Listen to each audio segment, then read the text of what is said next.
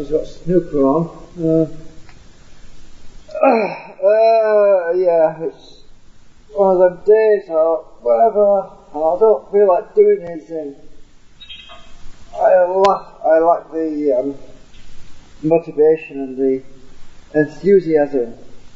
I suppose it's partly due to the fact that I don't get much feedback on my videos, so I don't know if I'm going in the direction that people want me to go or not. And yeah, well, so I've been thinking what's the next stage really. I mean, I've got to design a new circuit board. I've got to finish winding them coils, which I've not done yet because it's one of them weeks where it's Christmas coming. It's depressing. It's really depressing actually, because my brother passed away in 2005 on Christmas Eve. So every year at Christmas now it's kind of mad. It doesn't have the same optimism for me anymore. Well, when you lose family on Christmas Eve, it sucks. It really does.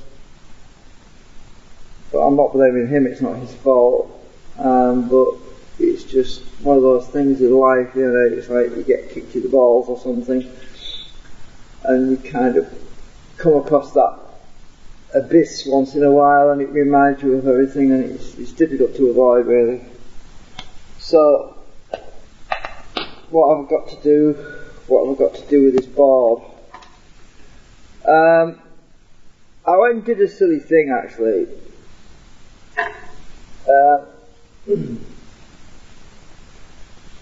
I unwound my motor and rewound it again, and it's not the same. Well, it's the same wire, but what I realised was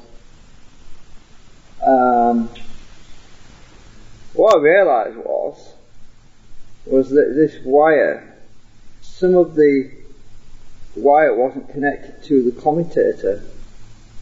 I was quite surprised it actually worked at all, but it was actually working more on 2 sectors instead of 3, or was it 1 sector instead of 3?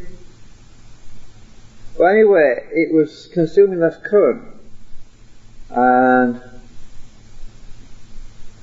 than before, and now it's consuming more current. It's got more torque now, but I don't really want more torque. I just need the speed, and because this device of mine doesn't have a lot of drag on it, so I don't really need that kind of torque energy to drive it.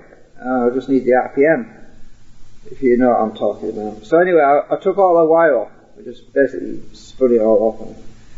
I rewound the motor, put a new bearing on it, and that new ball bearing race, it's good. It's more balanced, it's in the centre and everything, but it rattles. And why is it these Chinese, when they make these ball races, they never put grease in them?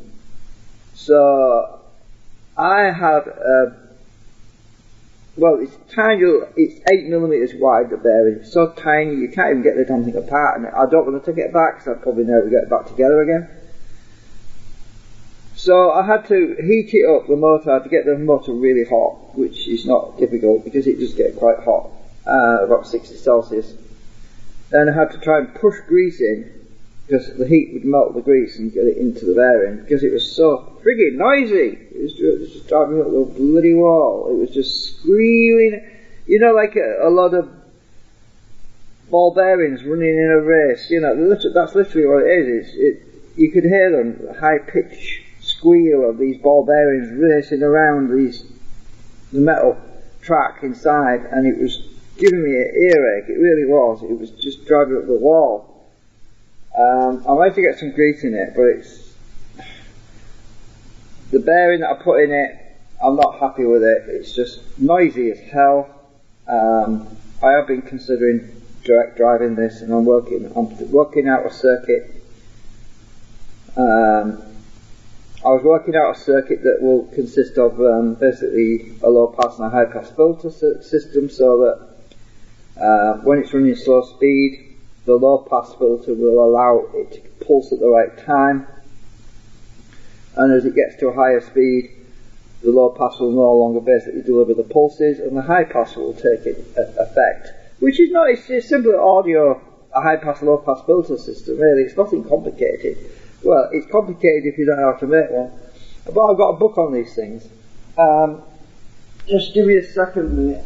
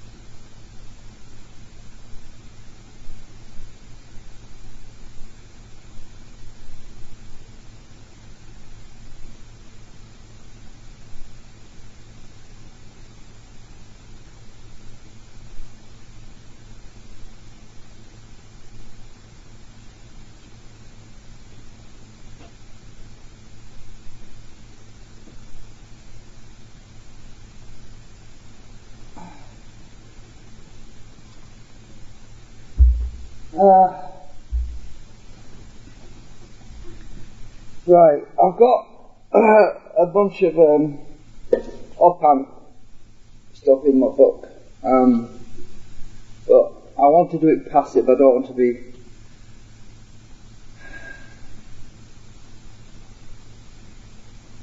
I don't want it to be active. I mean, it's simple enough. I mean, active uses more power. That's the reason I'm trying to avoid using more power. But let's have a quick glance at something. Not to say that I actually use it literally, what's in the book. I usually look at what's in the book and I think, I can do something similar to that sort of thing. Because these things are usually for audio, musical instruments and things like that. Well, this is basically kind of in that frequency range because it's around 50 hertz or so, or 60 hertz the frequency. So look at this. There's a simple low pass filter. There's a page 81.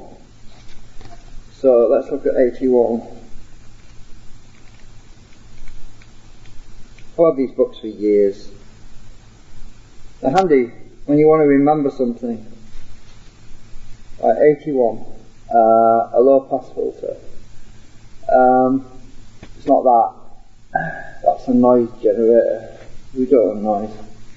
So, looking at something like that, for example, this is using an op-amp, but basically you've got your capacitor, you've got your resistor, which creates a delay because it takes time to charge up C1. And when C1's charged, then the voltage will pass through R2, charge up C2. Now, the circuit that I built for my device here uses uses coils and capacitors, not resistors. The reason for that is because I need the current. I don't want to lose too much energy in a resistor because a resistor loses power. But when you're using a trigger circuit, it's a different kettle of fish. You don't want to be using coils when you're using a very low current pulse to trigger a circuit. You don't really want to mess about with coils. You want just capacitors and resistors, really. Well, about I don't know, 5-6 years ago, something like that, I bought this off eBay. I've got this lead on it. I put it on, but it's a simple MOSFET. It's really, you've probably seen them on eBay. I've stuck a diode LED on there. Very basic. You've got your opto isolated input comes in there, which is basically a positive signal that triggers the opto-isolator, which triggers the MOSFET. And you've got your power coming in, and that basically switches on and off a gated switch. Well, it's on and off, depending on what's coming on the input. Well, I was playing around with this yesterday because I'd not used it. Since I got it, I actually bought this a few years back, and it's all in Chinese, but it's fairly simple to figure it out. It's just a simple MOSFET. So I was playing around with this yesterday, and as expected, it's going to need more work because the timing is way off on this thing. It works, it triggers the MOSFET, but it's at the wrong moment. So when you get a pulse on a coil, a trigger coil for example, it arrives at the moment when you should have sent that power just before that moment, if you know what I mean. So it actually works a little bit too retarded, basically. It's retarded. So it needs to be advanced. And the way to do that is to, I'll just put this out of the way. Where's that? I'm trying to explain it easy. Freaking LEDs sticking in now. Get in the facts in the box. Right. So, how will we do something like that?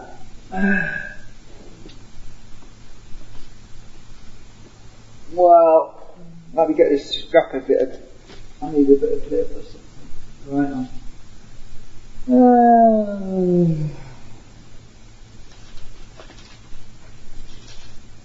This envelope we'll have to do. Well, actually no, I've got something else.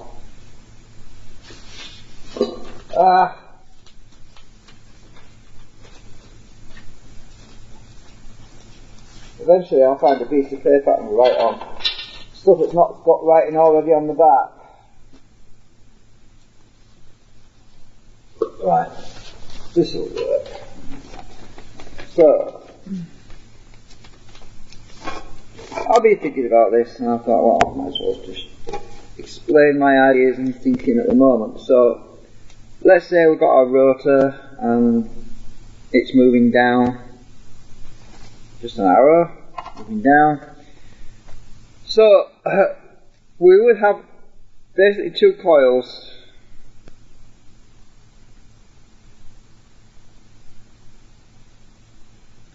Right, I'm just going to make it simple, really. Hang on. Right, so we've got two coils, and we want to fire the coil. This will be the trigger. This will be the firing coil. So let's call that F, and that's T. And there's a reason why we're using it backwards. It's actually the rotor's moving down, and so our pole will pass the firing coil. That's the one that's been energized to push the rotor out of the way. That actually comes first, contrary to what most people might think. You want that top dead center just to be past that coil before you actually trigger it, the trigger circuit. Otherwise you're going to be pushing against it, and you're going to be creating more drag. So basically you want a few millimeters or say 10 millimeter gap between the coils, something like that. So, and then you've got your timing network you need. So basically the top dead center will, this firing coil will see the pulse first, and as the pulse starts to dip, just as it starts to go down, the second trigger coil will fire, and then power will be sent to that coil to push the rotor out of the way. That's basically the idea. It's got to be done that way, otherwise you would misfire. You would actually, it's like a car engine. If you usually, well, car engines are different because you actually fire them just before top dead center. You actually fire the ignition just before top dead center. The reason for that is because the ignition in the chamber, in the combustion chamber, is so slow, it takes a time for the spark to ignite the fuel, for the fuel to basically fill the entire chamber before you've got any thrust. So actually you do ignite the fuel in a combustion engine just before top dead center. But in a magnetic situation, because it's instantaneous, you basically fire after top dead center. So because the electrons move a lot faster than fuel would burn, it's the other way around. So yeah, having said all that,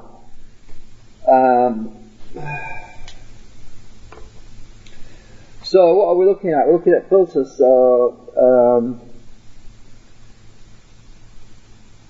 I'll probably be better off going online looking at some passive filters for 50 Hertz. It's a very common frequency.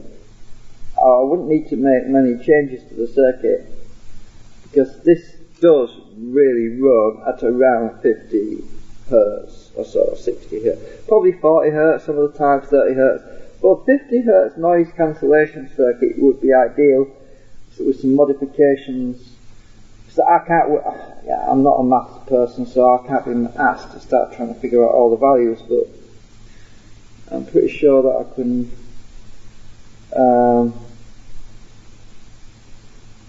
because you've got all these rise times and all this shit, yeah. To be honest with you, I'm just not feeling exactly enthusiastic at the moment. Oh, there's a bandpass filter there. Bandpass filters are great because you could basically have a change in time system, because as the device speeds up, you want to advance the timing slightly. Otherwise, by the time you've fired the coil, it's already there's no work to be done by that time because the rotor's already left the room basically. It's already gone, too late. So having a variable advance and retard trigger circuit is really, really critical, and most people haven't thought about that. I mean, well, when I say most people, I mean most of the people who I've seen on YouTube who are experimenting haven't really thought about that. I've seen a few complicated videos with delay lines and chips and timers and dual gate and MOSFET, not MOSFETs, digital, when noughts and ones. So when one's triggered, it triggers the next one, and then you get a chain. Well, that's no good. It's not good for frequency.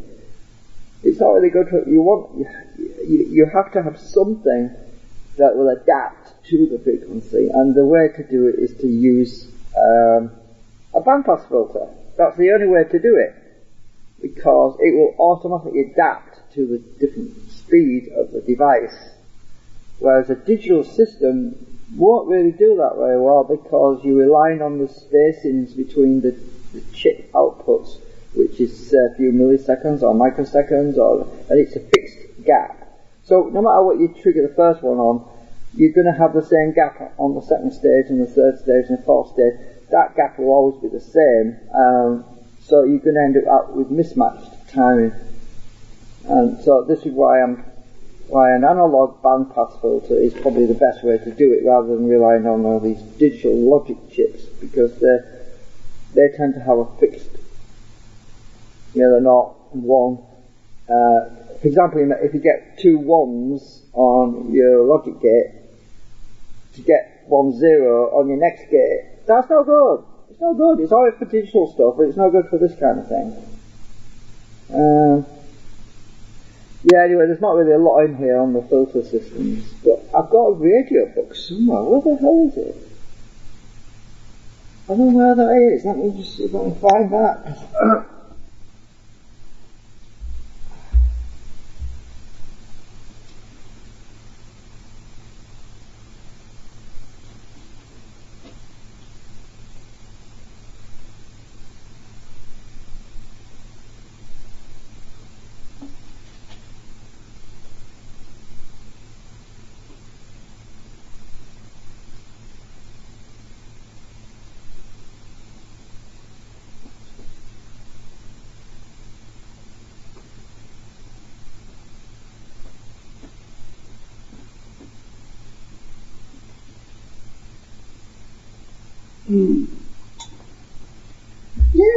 found it! Well, I have no idea what I was thinking. I really don't. That is what I was looking for.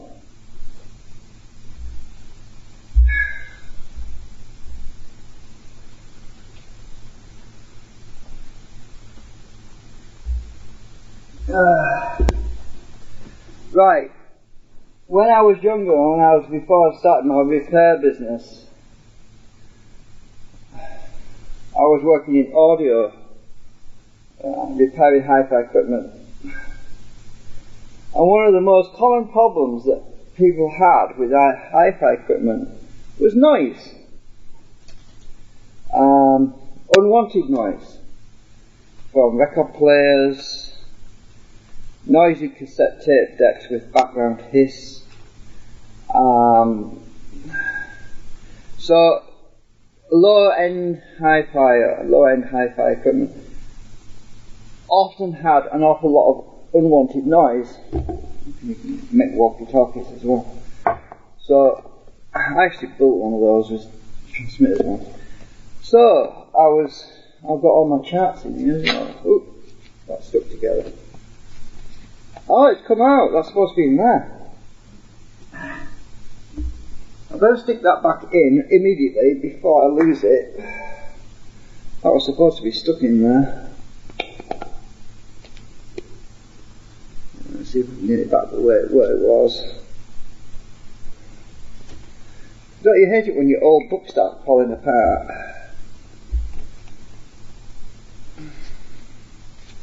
Right, this has got all the electronic symbols.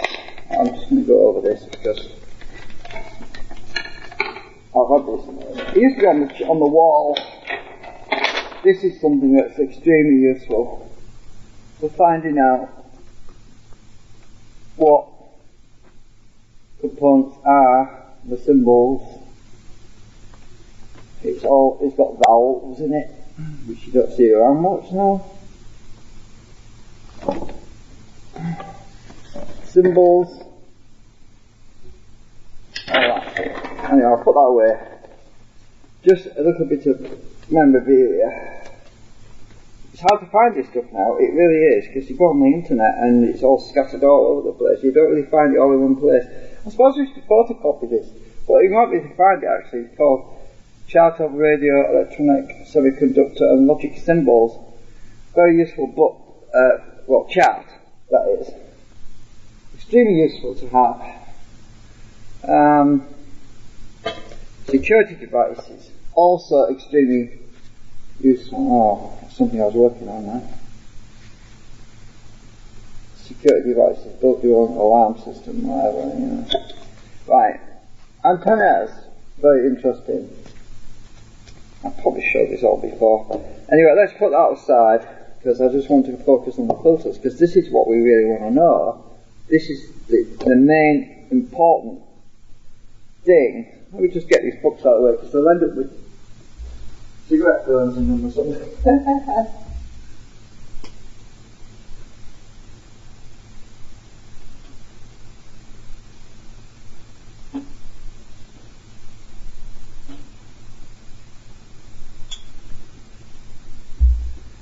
Incidentally, I've got stacks of old TV repair manuals, schematics, which I need to get rid of. I don't know if anybody out there wants them, but you'll have to message me somehow. Or leave me a comment, at least to begin with. Anyway, so what are we looking at? Let's go to the introduction and see what we want.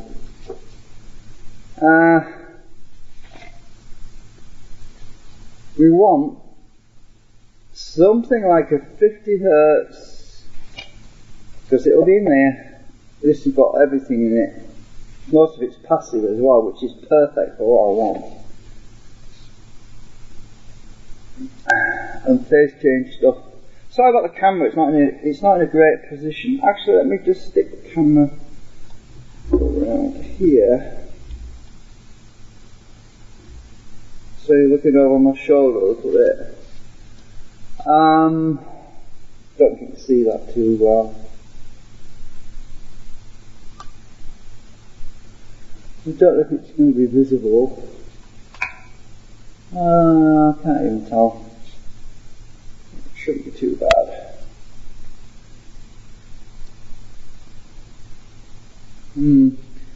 Right. So, I'll just read it. Types of filter, passive and active filters, digital filters. We don't want that. Passive and active filters is number 5. So, that's right at the beginning. Oh, let's look under here. I don't want to read too much, it gets too long-winded. Right, so number 5 is one page that you want to look at, and I want to look at 50 Hertz, if there's something in here around about there, because I can make some adjustments. Tunable audio filter, audio signal generator, switch capacitor filters. Those are notch under the filters.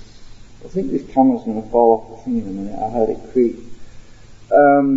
If the camera suddenly goes spinning around, you know it's falling off the stand. Let's see. Discriminating. Choose the high-pass active filters. No, I'm just going to go to page 5 for now. There's something in here, but it's probably covered in 5.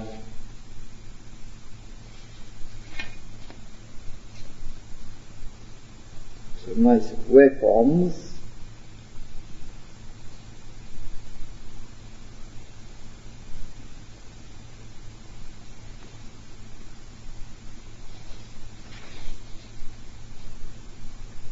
I don't know if you can read this. My thumb is blocking the view, so I don't know.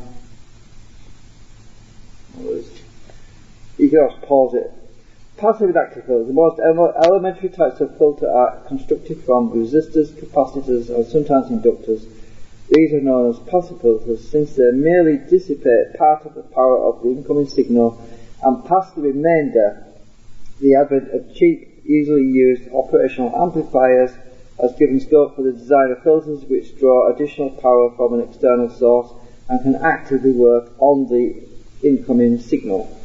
They can even incorporate amplification of the signal so that although the signal has been filtered to remove unwanted frequencies, its amplitude is as great as or greater than that of the unfiltered signal.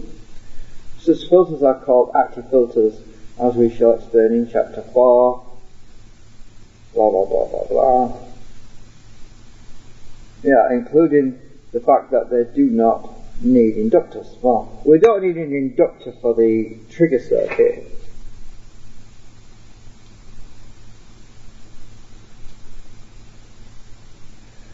Yeah, this gets into a lot of equation stuff, and I hate that kind of stuff. I really do, because it's all math based and I can't figure it out. So,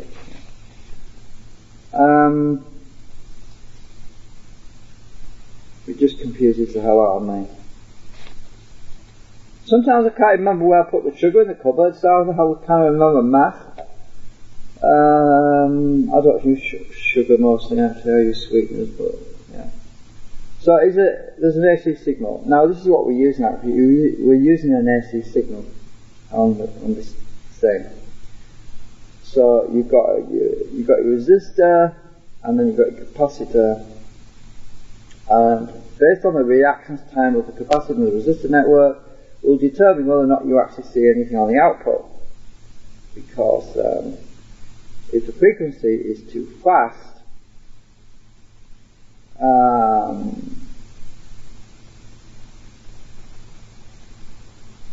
you probably won't see anything at this end of this capacitor at this end, actually. If it's slower, you would see something at this end.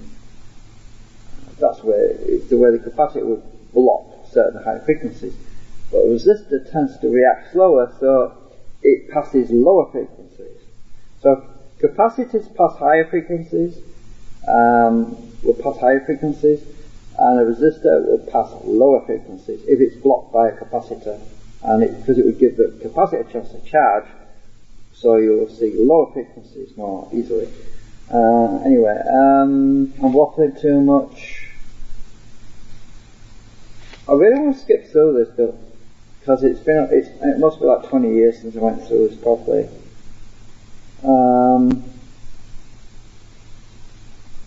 So what I'm looking at is a 2-stage or 3-stage. The reason for that is I can't go too high because each one will require a separate trigger coil. So basically I'll have a trigger coil which triggers the MOSFET circuit to drive this directly instead of using a motor, because the motor, as I say, it's been giving me headaches, it's been giving me earache because of the squealing and bearings and everything, and I'm sick of hearing all that shit. And I'm looking at driving this directly. I don't know, somebody commented on my Facebook, on my YouTube, because honestly I'm not looking at it right now.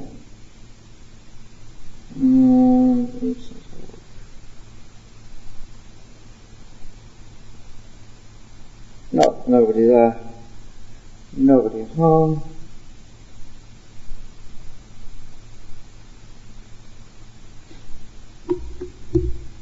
I lost my page. Oh yeah, I've got it here. So yeah, spider networks and everything else.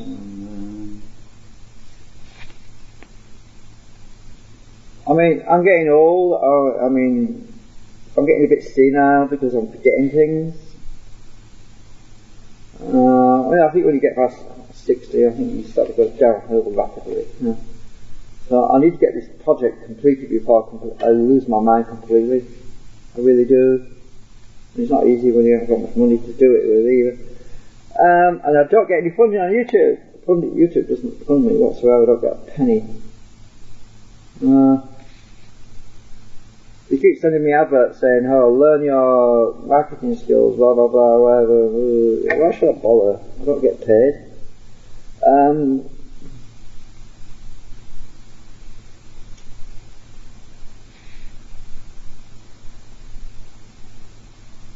Right. Well, I don't have to read all this, but to know that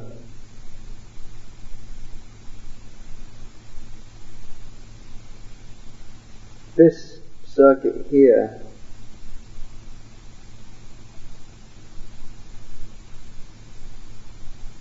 would clamp lower frequencies.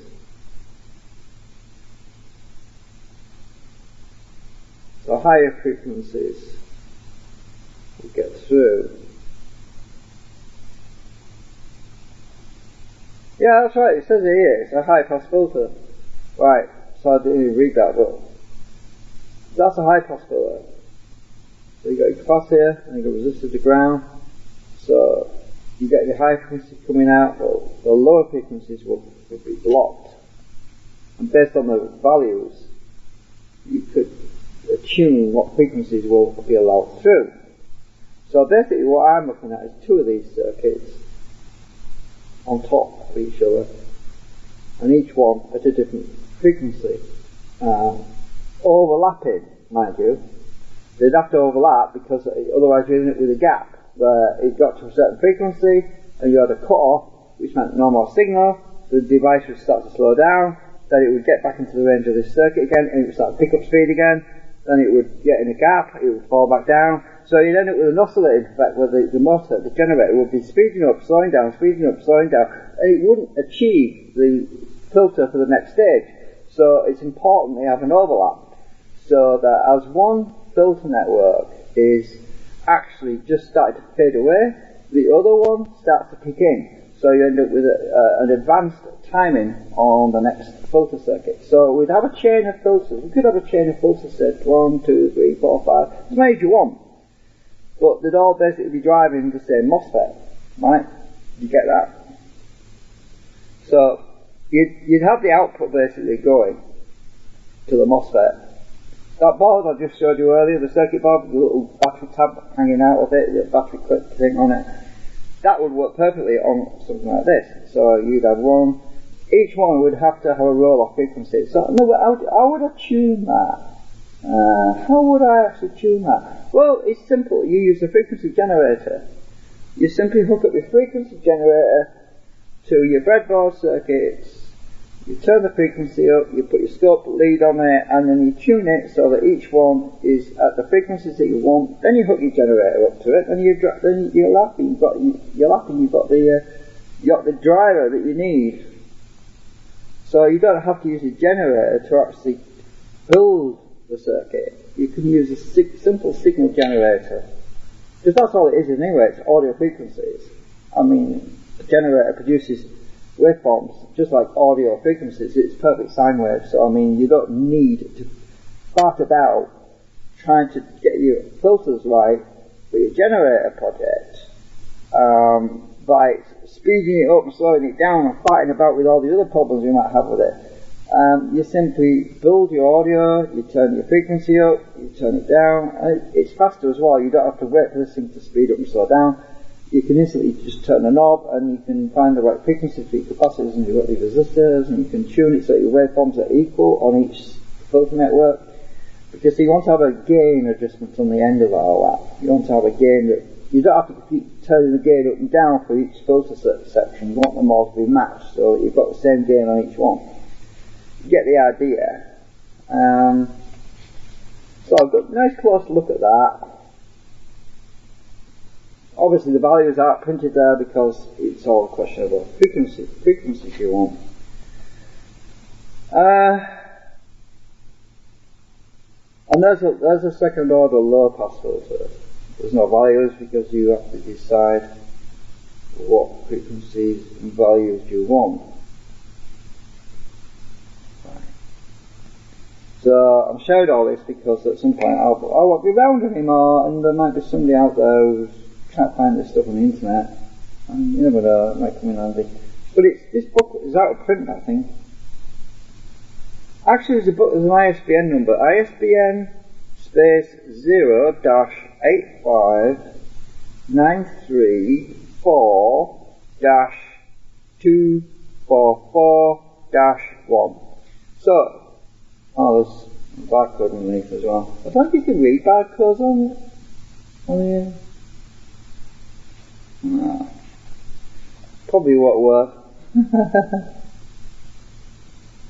It was written by a guy, he's probably dead now. I mean, Bernard Babini Press, I think it is. BP299. Yeah, these books are really valuable. You can't find them anymore. Well, you probably can in some more second-hand shops, but it's...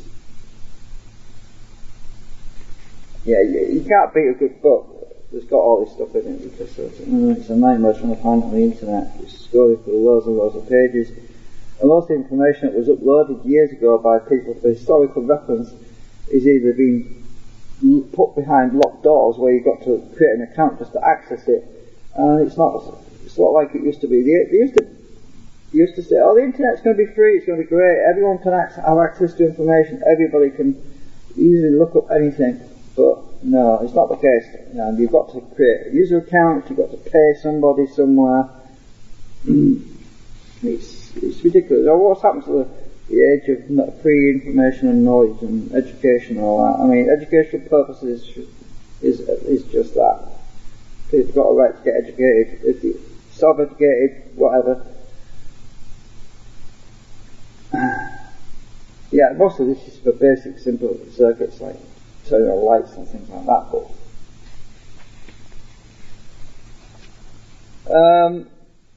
light-operated lamp. Light-operated lamp circuit there.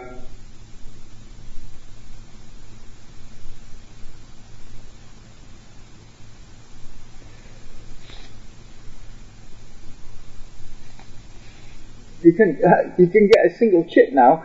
There's no harm in showing you that, because you can get a single chip that will do all of that. Everything that's on that page is on one chip, except for the triac, which turns the lamp on. I mean, this is using a relay. This is our primitive. This must be before we had triacs readily available, because it's got a relay circuit in here, and everyone's using triacs now. So it's a bit old. I think it was 1970s when this came out. I haven't looked up the ISBN actually to see when it came. Actually, it should say somewhere in the preface. When this book was published? By Owen Bishop. Oh, it's not that old. 1991. Yeah.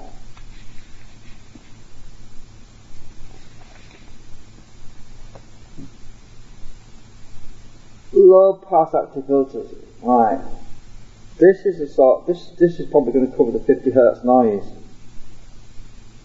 Let's just have a look.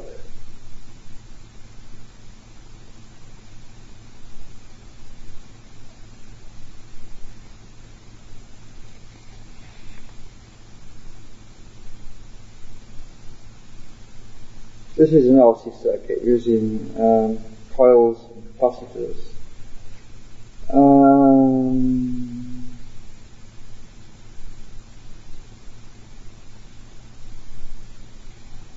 I'll just skip reading right now.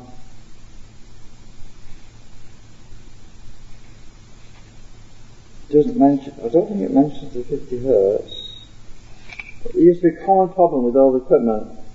The most problematic issues with old audio equipment was 50 Hz hum.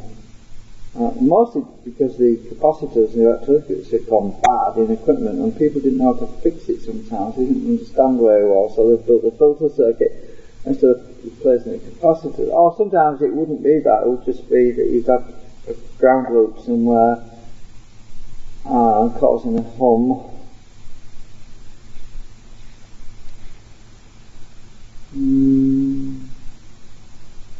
So anyway, I was skipping through this. I've got to do some work on it. I want to put a 3.3 ohm resistor on the circuit board and take that. I'm sick of that 210 ohm resistor in parallel. My red LED is getting to the point where it's going to pop, and I'm worried it's going to blow the cap off. The lens is going to fly off and hit me in the face. So I was getting a bit paranoid about that. So I'm going to, when it gets up to 320 milliamps coming out, that's a lot of power going through that resistor network. If one of the resistors, or both resistors, failed, those LEDs would get the full 300 milliamps going through them, and they would explode and hit me in the face. So I don't want that happening.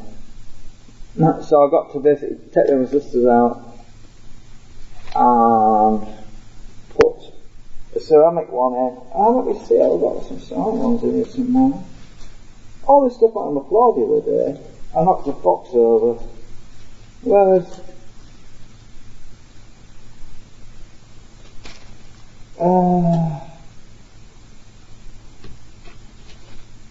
stick that in there a minute.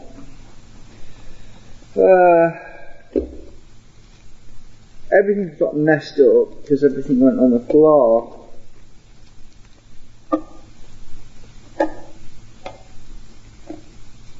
There we go.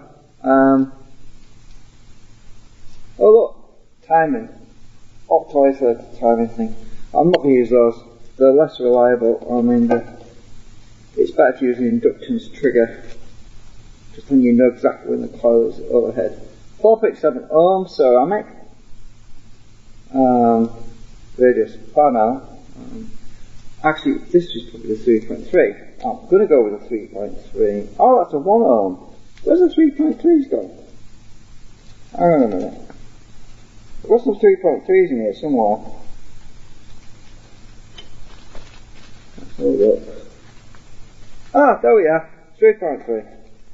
Right, so what I'll do is I'll using these 3.3s, it'll be about 1/4 of what I've got there at the moment. 5 ohms, 3.3, so it'll be about 1/4 of the values of those two resistors, 10 ohms. So that's in parallel. And this is ceramic, so I can just use one of these. Let's see what each of these does it say? It doesn't actually tell me, but I think these are 1 watt because they're quite big and hefty. And the ceramic, you can tell by the texture. These are quite powerful ones. I know one time, I I've got some really nice precision 1% resistors here, which I don't use for anything except for really nice projects, but it's mainly audio equipment, that, because it's low noise.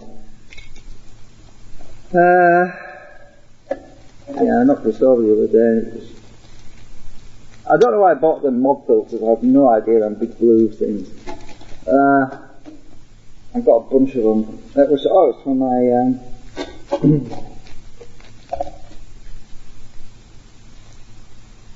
it was from my, oops. I thought one of the mobs had gone, and silly me, I went and got one thinking it was that, and it wasn't, it was the actual MOSFETs themselves that had gone. So. Right, so 3.3 ohm. I'm going to get one of these out of here because I'm going to pop that in. Oh my god, I've never used one of these. Oh yes I have, I've had some of these off here before. Oh, there's one loose already. Right, that's ready. But put it on my board. It wasn't that long, they just start to come apart from the packaging. They don't want to stay in the strips.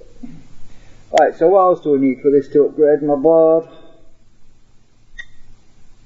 Because I'm not building that filter yet, that's a later project, but I'm talking about it, I'm thinking about it, that's the main thing, the driver circuit, I'm planning it, I'm just not going to build it yet, because I want to test the audio circuit, I want to put it on a breadboard, test the frequencies, to get the cut-off frequencies right, because I know what this thing runs at, it runs between 50 to 60 hertz, maximum I would say 60 hertz, maximum.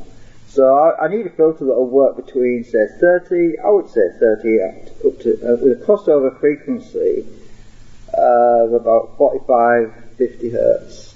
Then high end, about 60 hertz max. So it doesn't really want to be that big of a frequency filter, a filter system. It doesn't want to be that massive.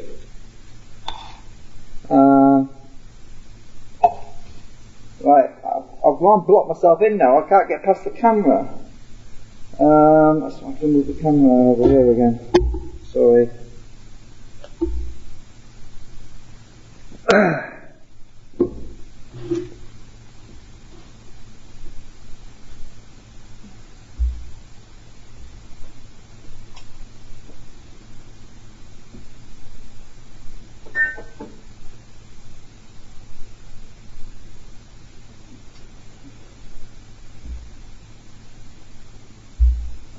Right, so basically a lot of waffle. I haven't really done anything tonight. I might go off for a bit and come back later, I don't know. I don't know if anyone's even bothered to watch actually. Let me just check, see. Let's see if anyone's bothering to watch, because if nobody's watching right now, it's not a bloody rush. Oh, what's going on with this thing?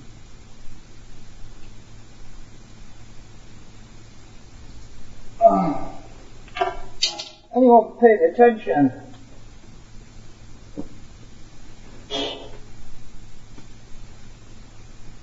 Is my stream even working?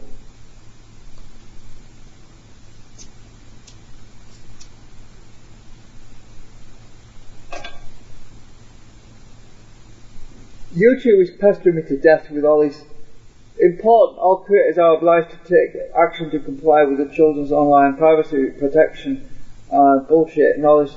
Go to live control room. Well, YouTube, live control room does not work for me. It doesn't work on XP. Stop pestering with these flipping notifications. I'm just going to click the X button to get rid of them. They don't work.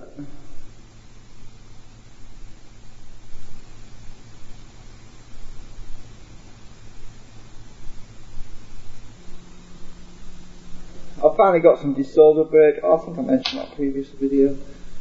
Nobody watching right now. Oh well, no worries. I'm not bothered.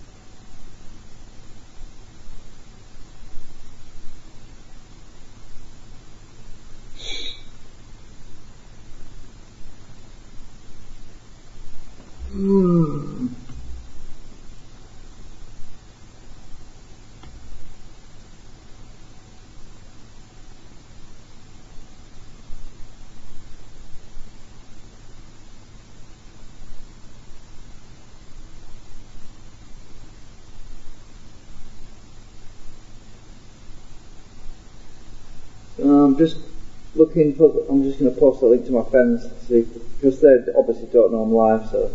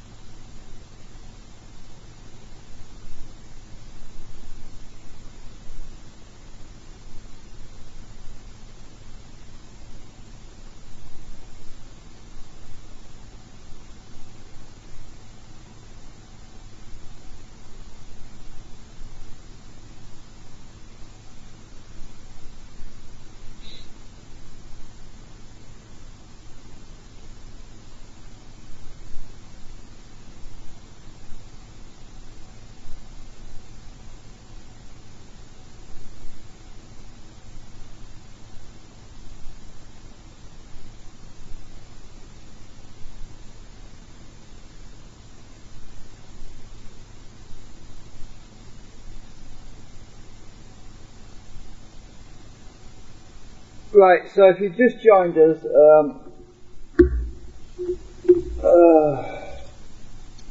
you'll have to skip forward to the beginning where I was talking about filters. I might repeat that in a few minutes because they probably haven't joined yet. We'll figure it out. So, I've got replace that resistor right there with this one.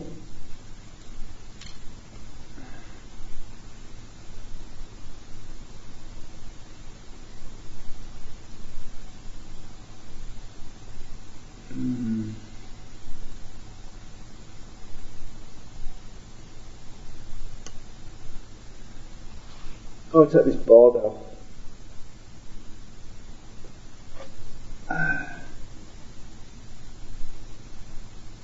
Just don't feel like doing anything today.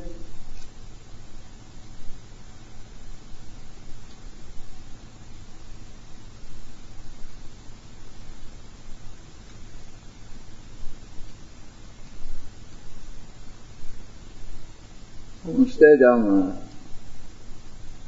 I'm trying to bend the wires so I know where what wires go. These are at the bottom, those are at the top. When I'm putting it back together, I don't have to think, oh, where did that wire go? You know what I mean? It gets really frustrating because I'm not using colour-coded wires. So I'll bend that one up. That one.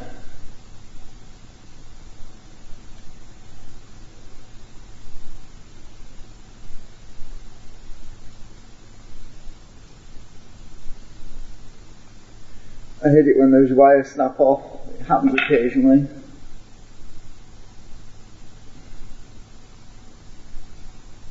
Mind you, I'm taking the board out, so I'll have the soldering iron out anyway, so it won't be such a big deal.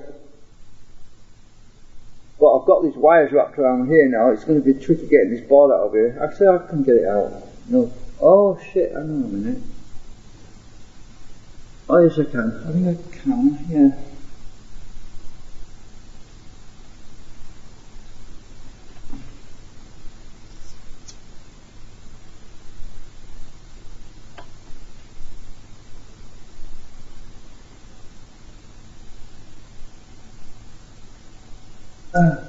Come out. Come out wherever you are.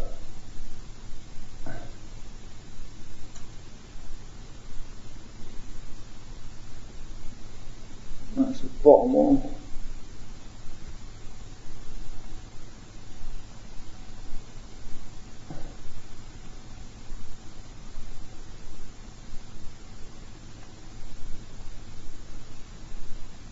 That blue tack's holding it in place somewhere. Come out.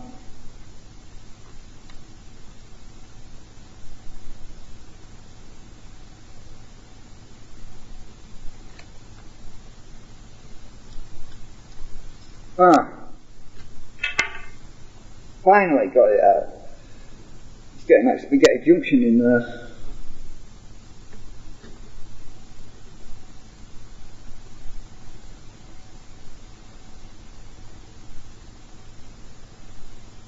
Oh, my board's warping a bit. It's been getting pretty hot though. Them resistors are causing it to warp. It's been getting pretty damn hot. I've got some desolder braid so I can clean this board up a bit now.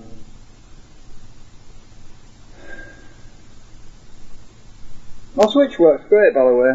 The onboard switch is working pretty good. I'm happy with it. It's not transplantable. I mean, once it's on there, I kind of riveted the nut over a little bit with a hammer and a punch, and yeah, I could probably get it off if I wanted, but I'm not going to bother. It's an onboard switch. I'm just thinking actually I might not need it for the next circuit I build, because I'm getting a pretty good idea of what inductances I need now. I've written it on the circuit diagram anyway. I think it's 10 point something millihenries or higher slightly. Oh, I've started to wind another inductor, another toroid. A variable one. This is the wire that's on the spool for threading through. I stupidly the wire so they wouldn't fall off on the actual toroid. I started to wind it and I kind of got bored. It's just been sat there waiting for me to finish it, and some days I just don't feel like winding coils. It's supposed to be therapeutic. It's supposed to be very therapeutical. Yeah, right.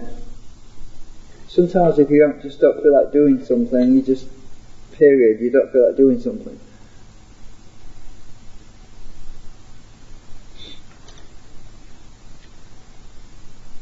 It's these winter months and yeah.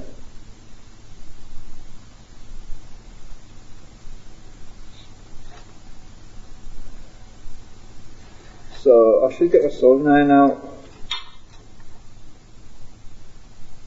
I'll need that. So I've got to lift the resistor legs out of the board. It's easier to do it than that.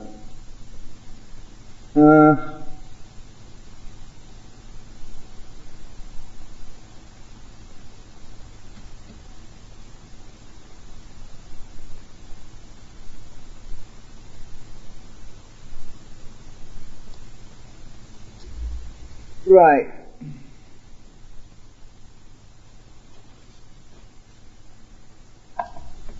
So, got my TS100.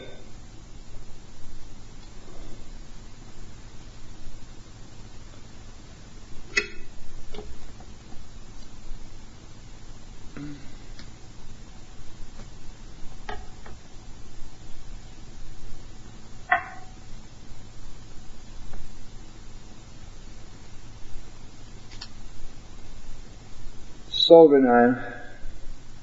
Oh, Americans say soldering iron. But look, it says soldering on the box. Look, soldering iron. Louis Rossman keeps on calling it soldering iron. Soldering. What the hell would he call solder? I mean, that's like fodder. It's like food, fodder. Solder is like swearing at a woman. Solder. Yeah, I don't like that. I like soldering. I honestly do. And that's what's in Wikipedia anyway. It's like it's cursing a woman when you say solder. Yeah. Right, so. And you might get locked up for doing that as well. So, I wouldn't go around saying solder. You say, ooh, solder. Right,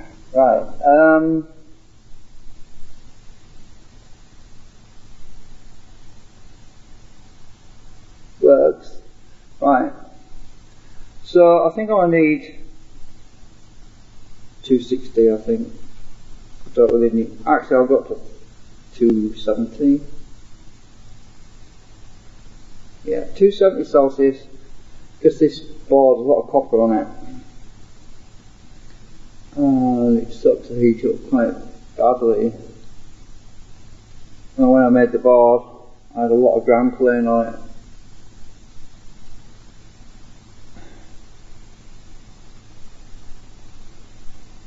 I'm trying not to break the wires off. The little wires on my inductor, which is a 76 millihenry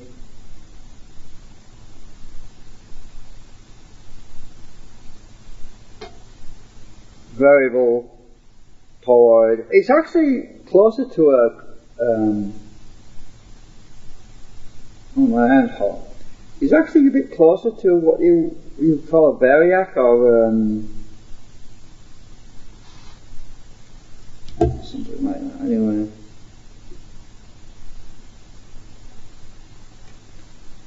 this is the fun part. I'm just tinning my eye. I need some blue tack. I'm going to stick this down on this board on something so it doesn't float about. Oh, here we go. Heavy. This isn't. Oh, I'm not using it. This is bismuth. It weighs a ton. Actually, I can't stick to it. I don't know. I don't know if it's toxic actually, so I'm not going to bother. Let me see, what can I stick the board down onto? I'm just looking for something. Ah, here we go.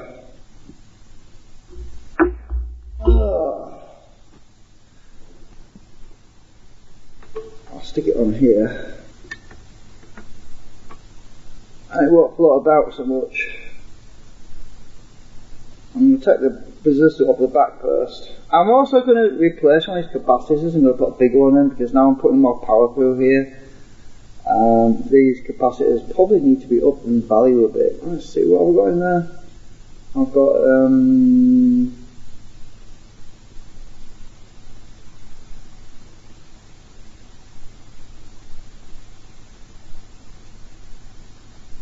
8 to 10 microfarad.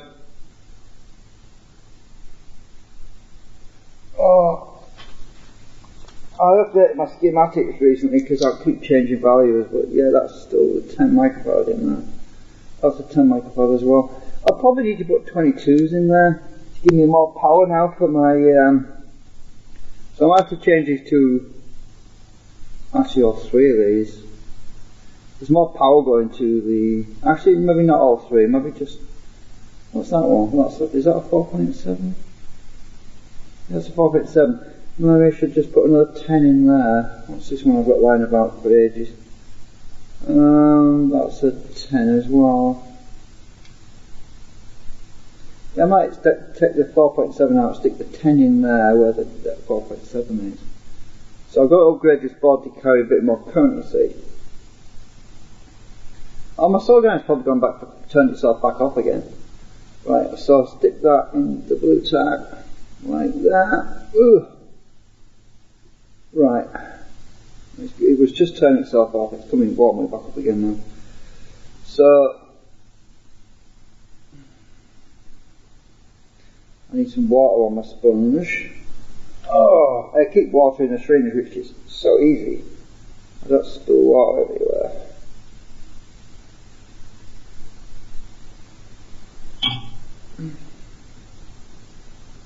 Right. This solar pump. I use that for. Oh, I need to lift this battery resistor off first because it's just. Oh shit! Sorry about that. I just caught my sweater. Damn it! Everything flew on the floor.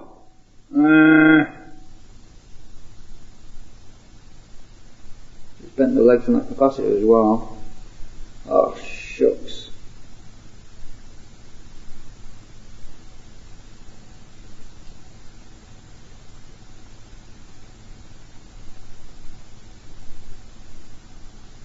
I'm ruining my capacitors.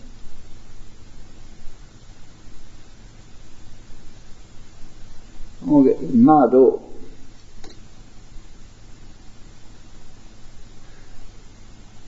This is the trouble with long sleeves. Things get caught. Accidents happen.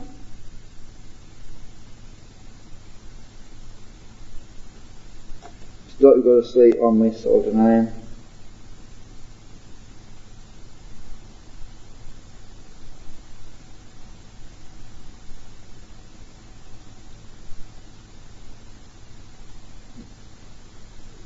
That leg's up.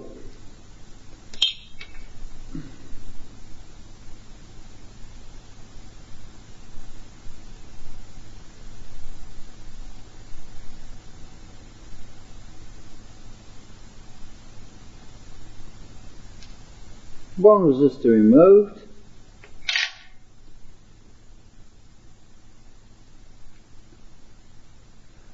I think I'll put my watchmaker glasses on for this because I don't want to get solder blobs all over the tracks and shut everything out.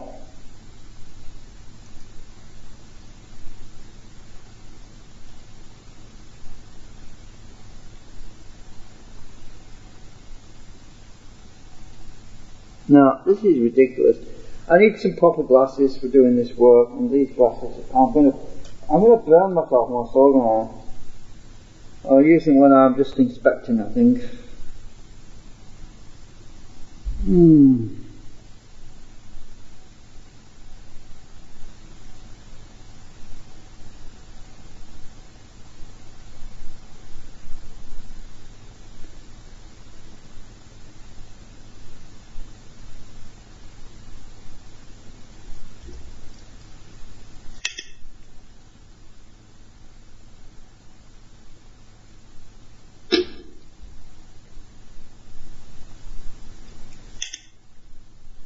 Yeah, it was a while ago I replaced the resistor and I put it back together again, and I had a short.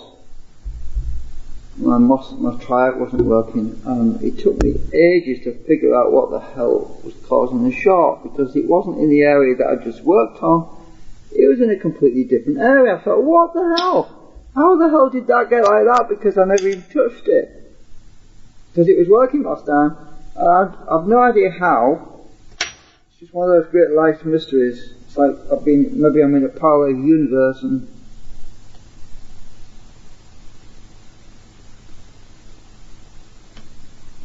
that leg's loose. Now I'll get my pliers, my screwdriver underneath that resistor, and let's come off the board now.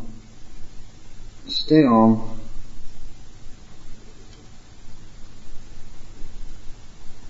I can't get my screwdriver underneath that leg, so I'm going to have to use a bit of brute force on the other end. This blue tack is not staying. Come on, give me a break. This one's warming up a bit.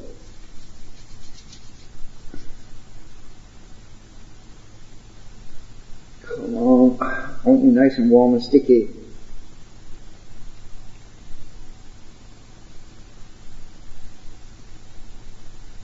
Oh, there's something obscuring the camera, I've just noticed.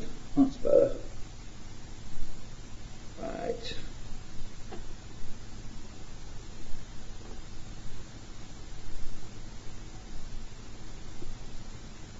This blue tack is just too dry, too hard. It's the time of year, it's cold.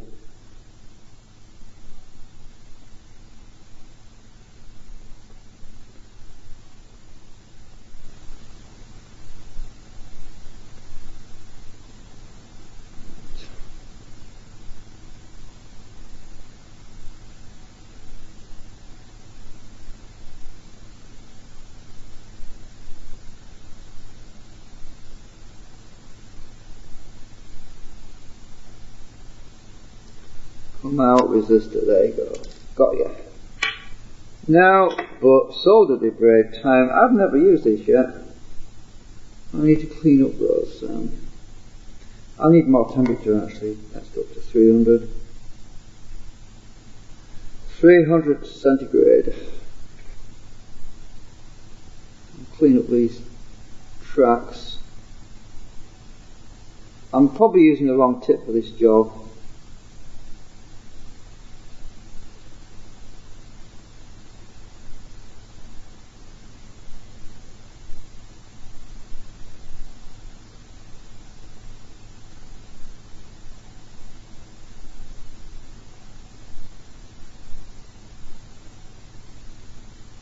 Yeah, I'm definitely using the wrong tip for this job. My braid is stuck to the board. Oh, that's hot. trying to get my board to stay on this frigging pedestal.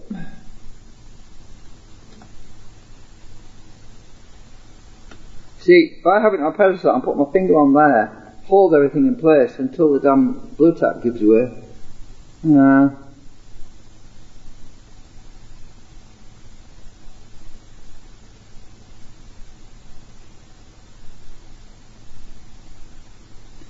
Come on, come off the board, will you?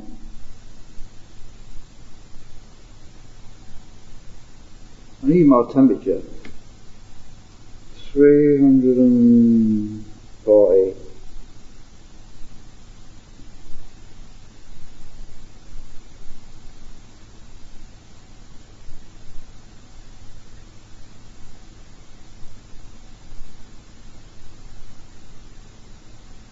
Oh, there we go, got you, right.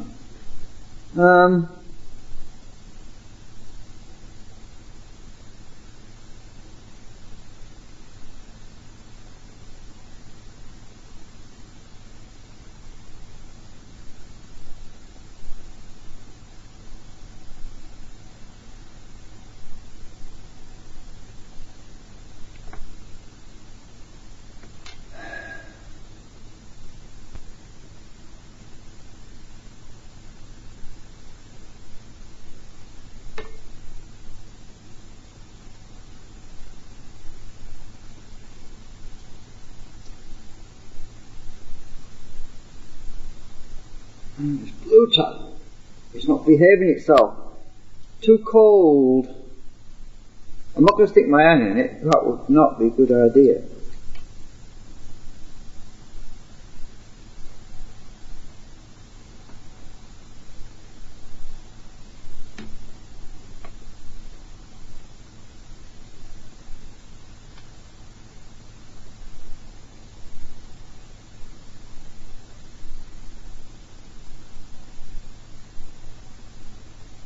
I have got the wrong tip on here for this job.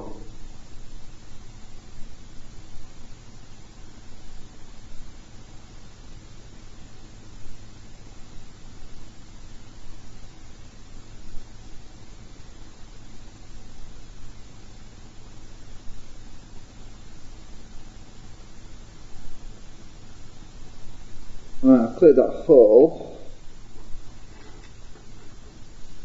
It's just not getting hot enough. I need more flux.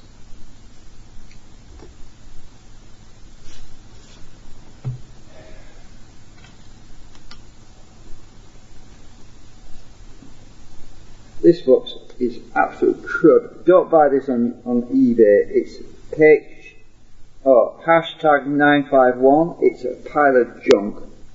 The tip just completely knackers after a couple of uses. I had to stick a steel pin in there just to press the valve because it wouldn't operate the valve. Wasted bloody money. I need to get myself a new one. It doesn't pump properly. And you get a bit of fluid out of it and then you get nothing for days. I mean, I thought it was kaput. I can hear the liquid in it. It doesn't come out. And then I was about to chuck it in the trash and buy something else. And then I thought I'll give it another go because I was stuck with some plugs. And it started working again. I thought, what the hell? So it's a one-use device, 1 use per day, or something like that. And then you got to wait about 6 days for it to work again. So it's junk. I need to change this tip on my iron. This is no good.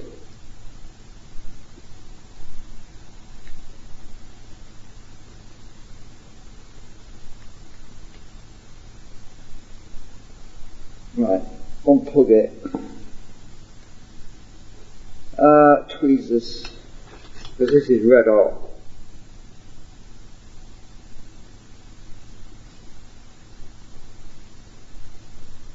Don't touch, red hot. Get my other tip. I'll get a different tip on that.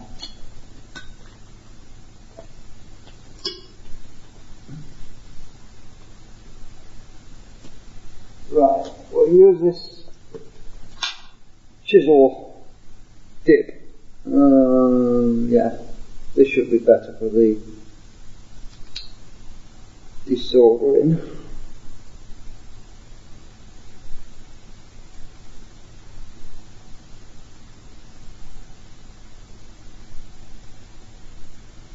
I'm going up to 310.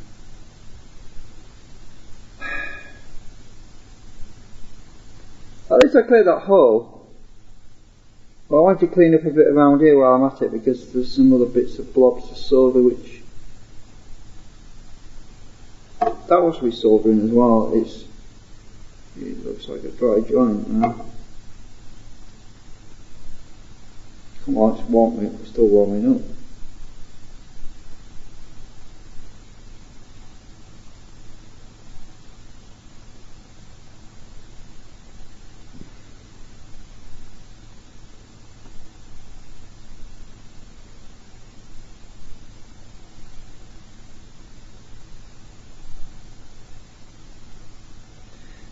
I need my inspection glasses on the... Actually I can pick it up at the other end because this back end is cool. Right. I'm going to check where I've just soldered, because otherwise if I get a shot later on, I'm going to be pulling my hair out trying to figure out where.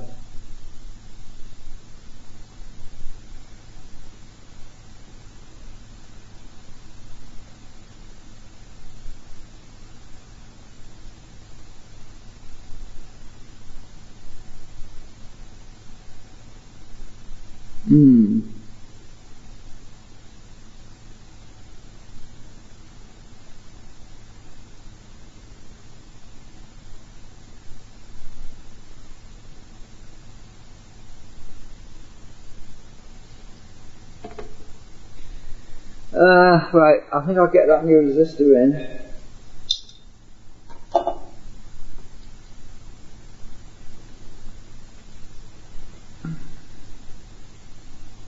Check the leg spacing. Ooh, that's going to be a tight squeeze.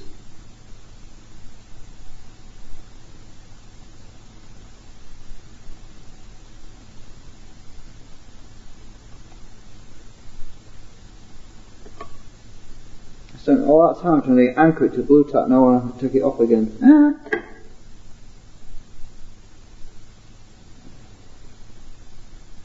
Hey, don't you like proper components? Proper resistors, look at that. Look, this is a proper resistor, right? Magnet. Oh, it's stuck to the top end, not the wires though. Look, proper copper. Proper copper, look. It doesn't stick to the wires. The Chinese have started selling us resistors that are magnetic. The leads are magnetic, and it's not even copper, it's tin steel. The actual component itself is mounted in a steel case. That's how I can tell it's ceramic type. It's a good one. Can I get this resistor in here without taking this off the ear? Can I bend it a bit without taking it off the blue tack? Oh no, it's coming off.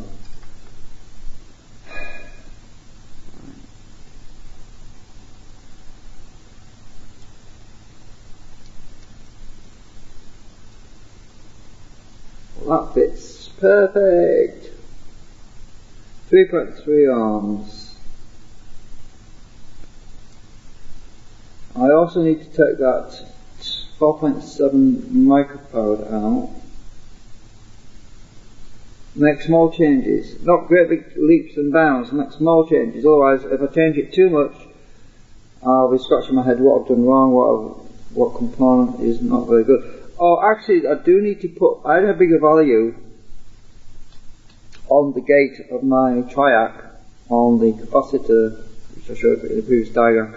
I had a bigger value previously, and I put a smaller one in, and I should go back to a bigger value, because it's triggering a bit too early. I need it to trigger a bit later, if you know what I mean.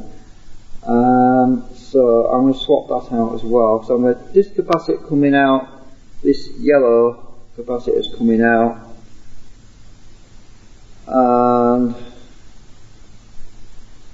let's just put this in place. I actually want the other bit in now. It's typical, that, isn't it? You swap the bit over and then you want the other one again. I'm just going to clean up this iron. That's nice and clean. Before I put it away.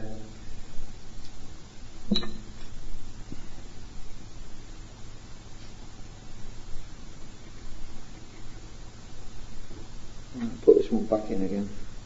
I like this TS100. Easy to swap bits over as well.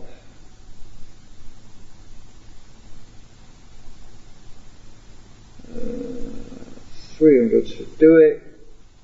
Is this end cold? Yeah, it is. The back, this is the tip where it connects to the iron. It's stone cold. Actually, if I put that on my copper plate, that'll cool it down quick. This is a copper plate. I'll just put it like that. It'll soon cool down on there. Right. Not up to temperature yet.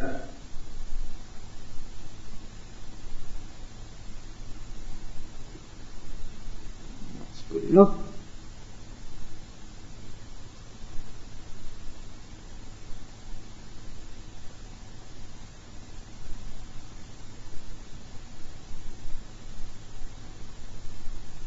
Takes quite a bit of heat in this because it's all this copper. I think I already said that.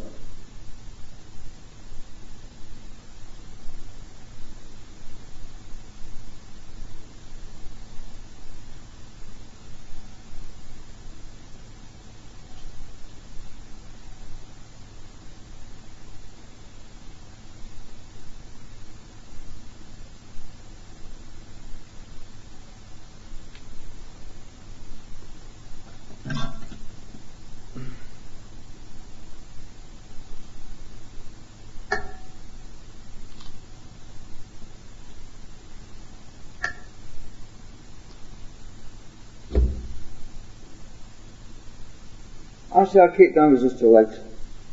Make good jump leads for my sockets on the other side. I can plug in really nice with make good jump, socket connectors.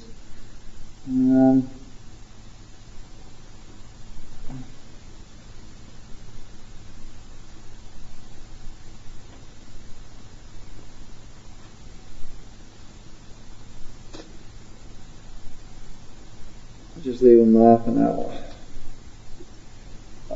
Right. I've got a box full of resistor leads. I can't remember where it is. I would have put them in there. I don't forget where they were again. Right. Just check under my watchmaker glasses to see if there's a short. Oh shucks. Yeah, I've got a I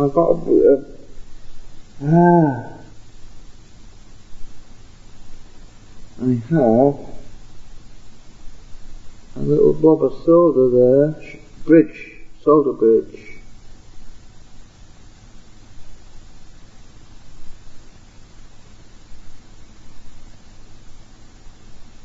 Got you.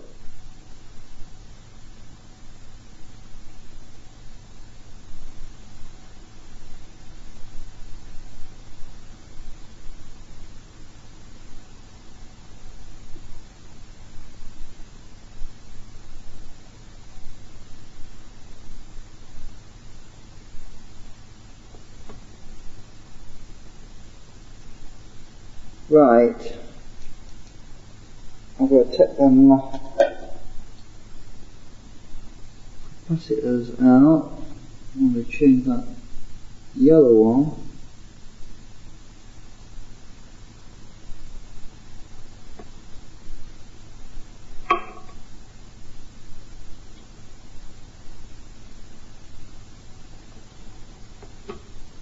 I think I'll show it to I'll just try to desolder in it first. The Americans have really got me screwed up. I don't know what I'm calling things now.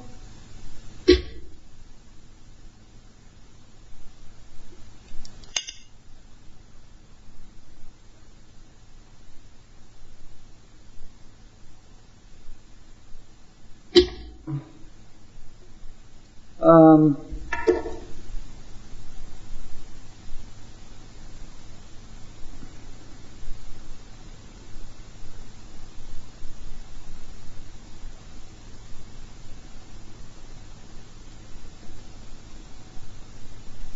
going to have to use a bit of leverage on that yellow capacitor because it's going to be... Oh, I've got a gap underneath it, that's good. I didn't push it all the way in, that's good.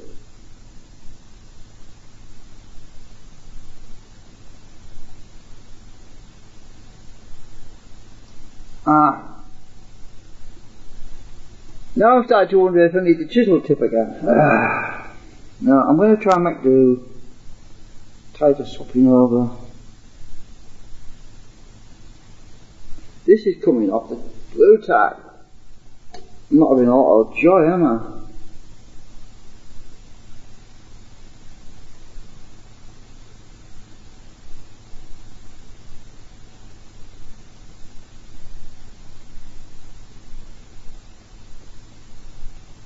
Right, if I stick my screwdriver underneath that yellow capacitor, like that,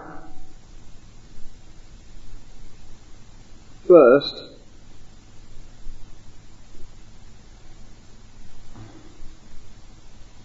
and prise it off when I put it loose. It's coming out. Come out. There, fell out. Right, there you are.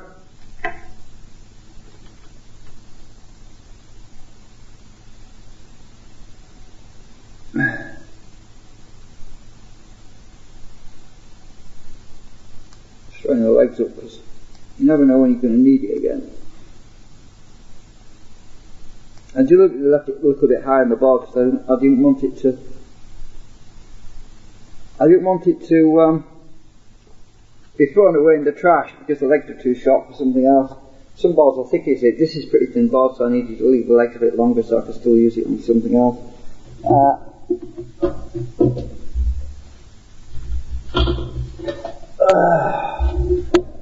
Right, what else do I need to put in there? I really want to go with something about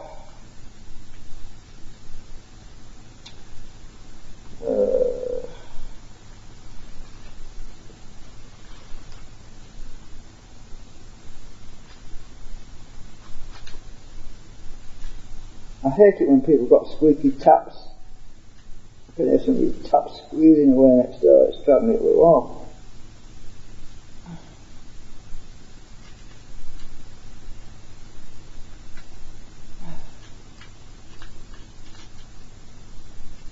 And what are these?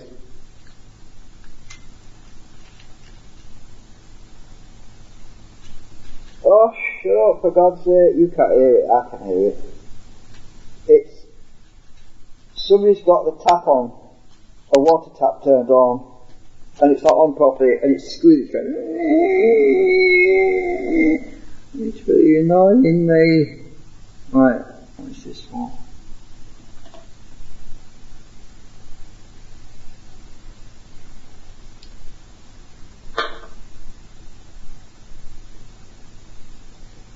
Hang on a minute, I'm going to shut the bathroom door. It's coming from there, next door. It's really annoying.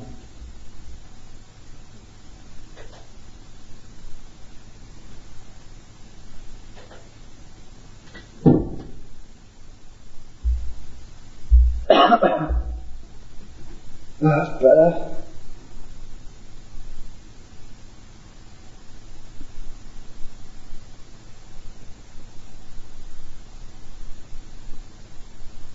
.72 nanofarad. That's what I'm looking at here.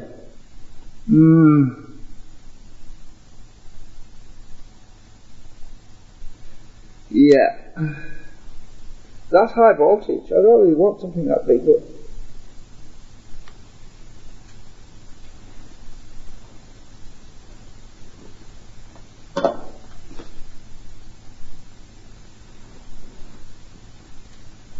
I'll leave the legs alone, then I can always swap it out.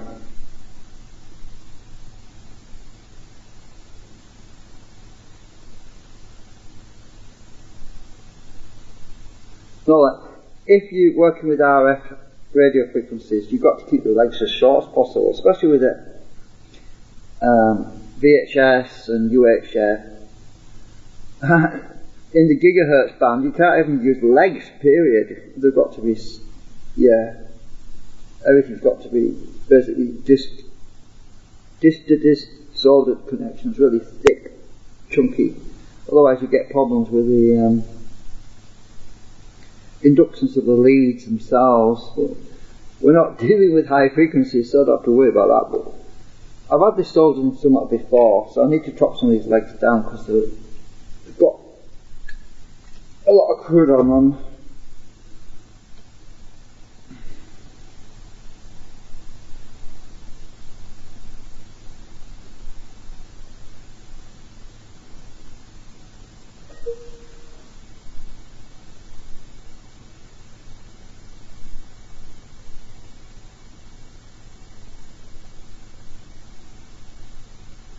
Yeah, that 330 picofarad yellow capacitor, waste of frigging time. I don't know why I put it in. It was just, it made things worse.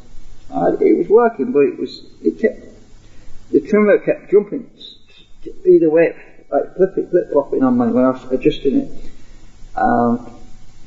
This capacitor should sort that out. I hope.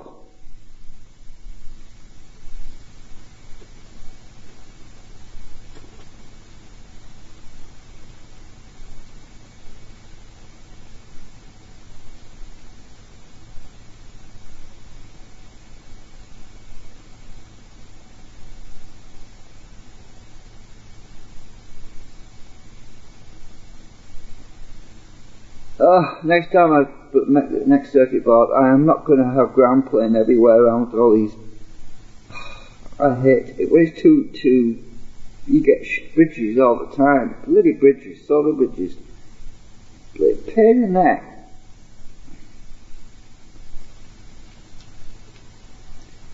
I'm trying to adjust the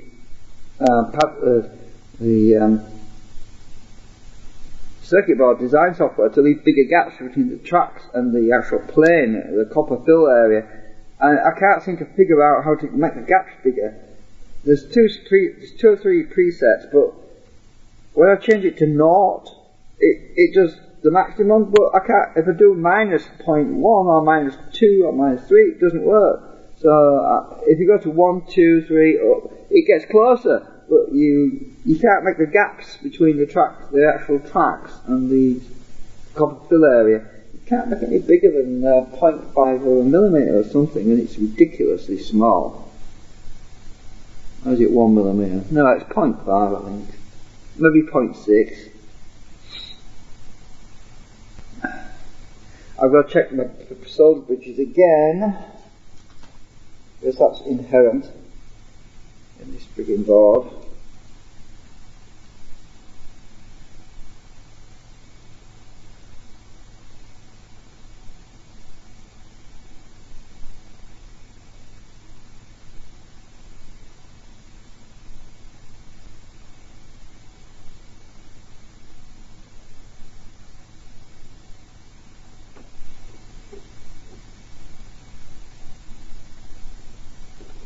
I need to backlight it.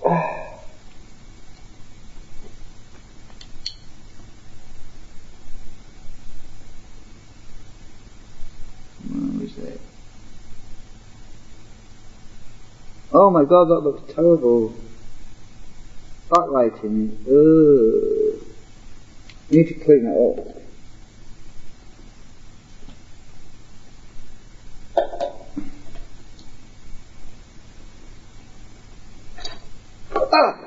Touch the iron.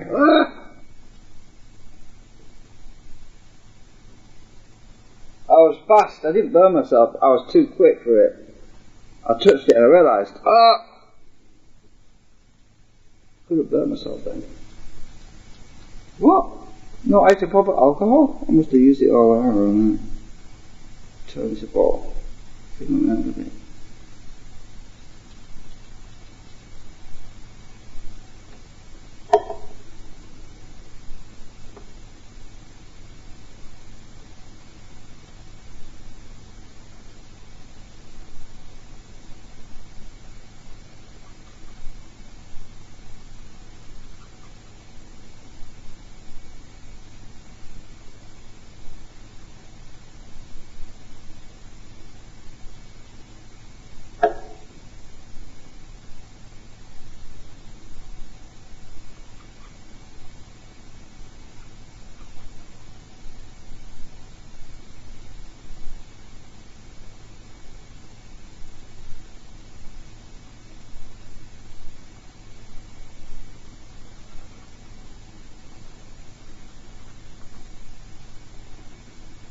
Okay, well, I'm not using the iron, I'll unplug it, but I'm needing it, I need it. Right, I've cleaned it up, I'm going to have another look, see if it looks alright, and if it doesn't, I'm going to have to get rid of some possible solder bridges.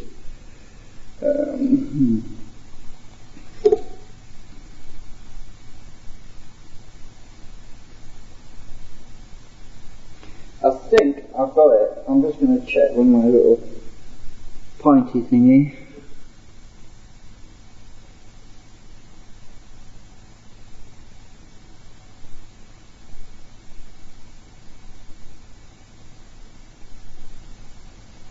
I'm using my compass needle thing just to make sure there's no short.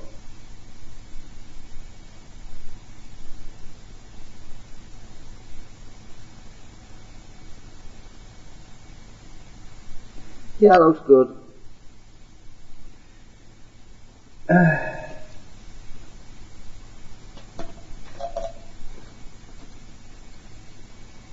Right, so I need to change that electrolytic now.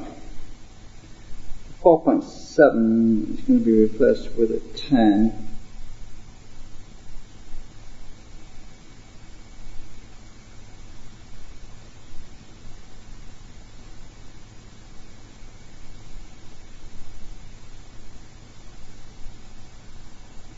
I think I'll just use my finger. I can just hold it in my hand and just lean it over to get this one out. Where's that one?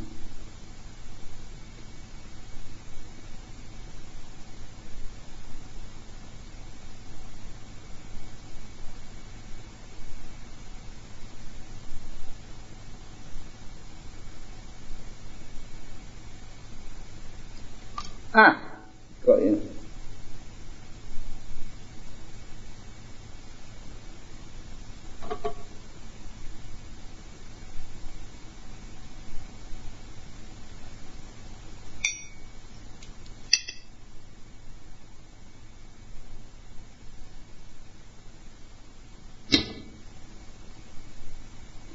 Solder suckers, like Louis Rosman says, solder suckers suck the crap. See, everything flies apart.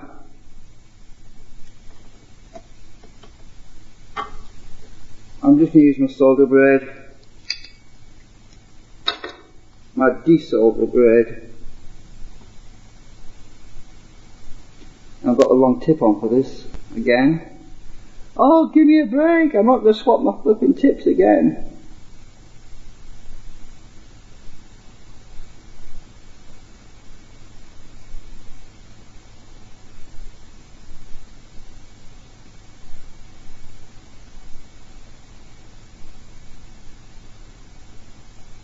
There's no frigging flux in this desolder braid.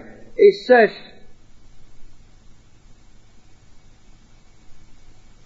where's the freaking flux? There isn't any in it. Because it normally steams at you when you're doing it. There's no flux in the damn stuff. What a pile of shit. I'm sick of buying junk off eBay. And this thing doesn't work. I'm going to try soaking it with some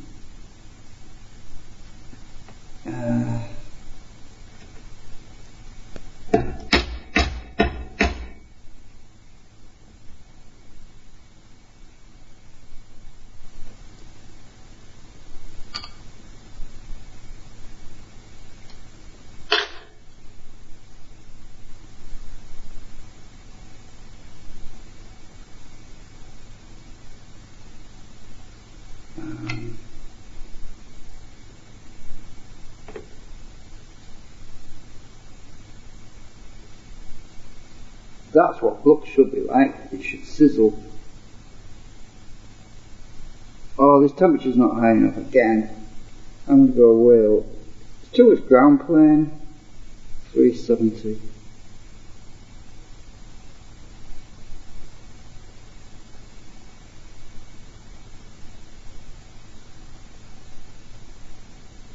I want it to get hot. 370, come on.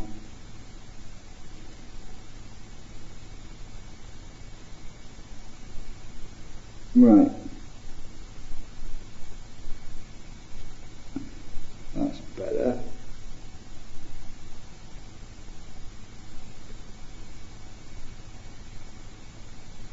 Looks like I'm going to have to buy some more liquid flux. I'm going to get some in a syringe or something that doesn't have a stupid plunger on it.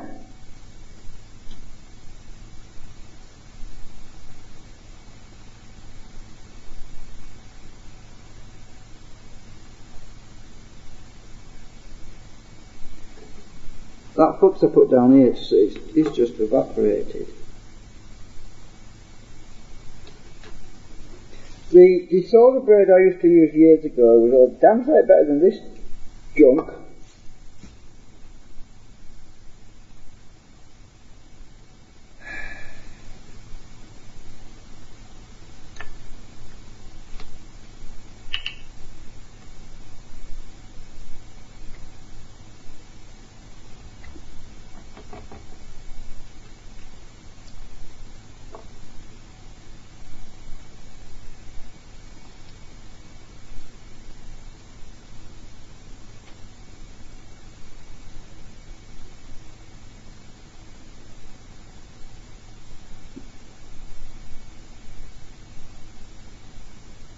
Oh, come here, you're drifting.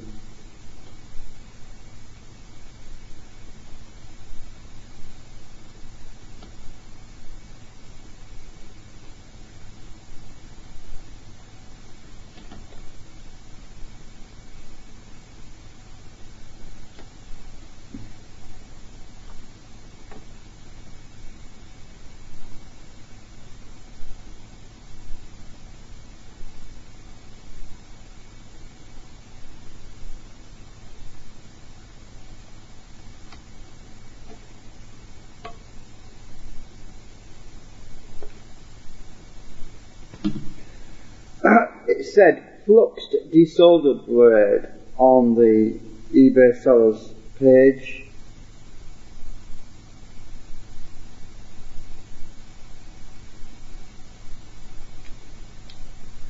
Huh.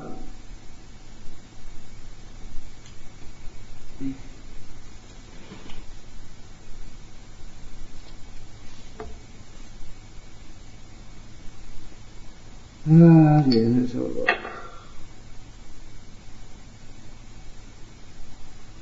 That hole still isn't clear.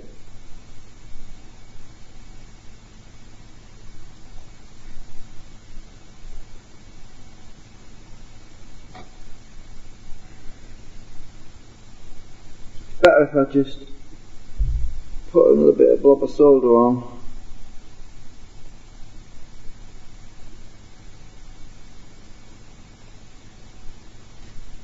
And then mop it up.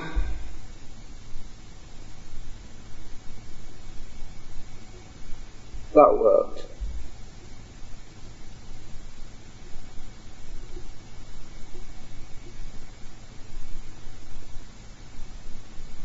Oh, stop moving around. Hang on a minute. Magnets, come here. I'm going to stick some magnets in here. And underneath the table. That stops it sliding around. Right. It won't slide as much as it did. I've got my hose clear now. I think so.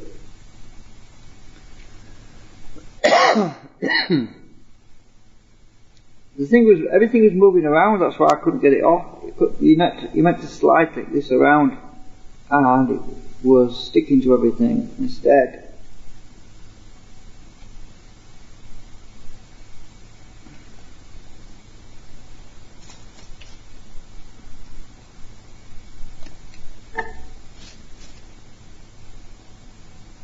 Right.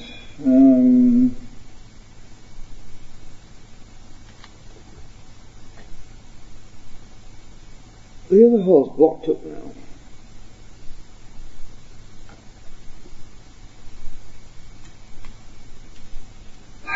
Don't believe it.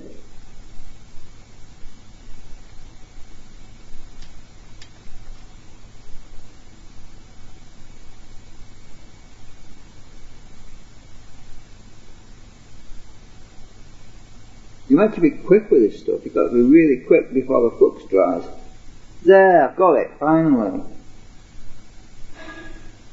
There's actually a bit of solder I want to get rid of. Right.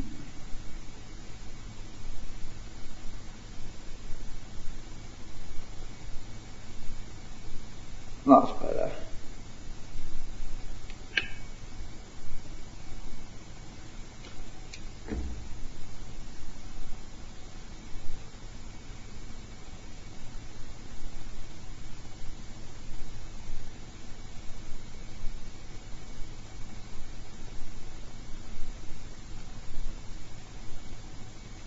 It's lost the flux again. I'm not putting more solder on there. The solder's got flux in it. That's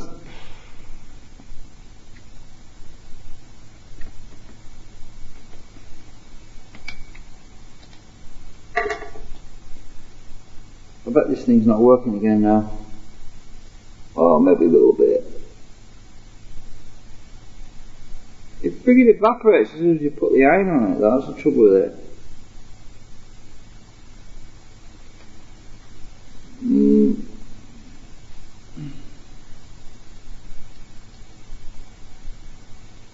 Right, let's check for solder bridges.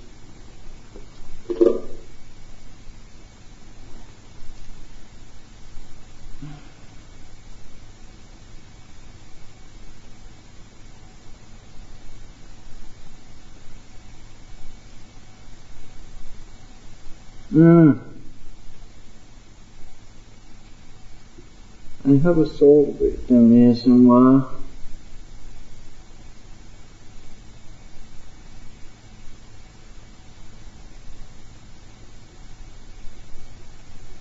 Oh, that's the ground plane anyway, so that's okay.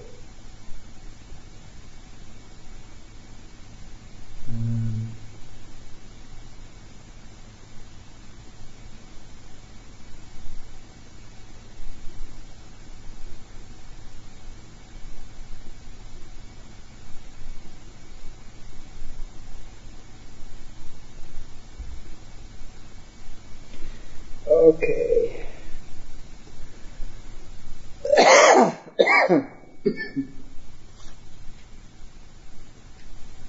Right, so I just need to put that larger capacitor in there, which is this one.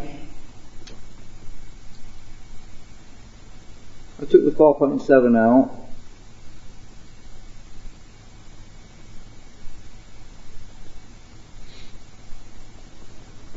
I need to put that one in. So we're going up slightly to check for improvements on the circuit.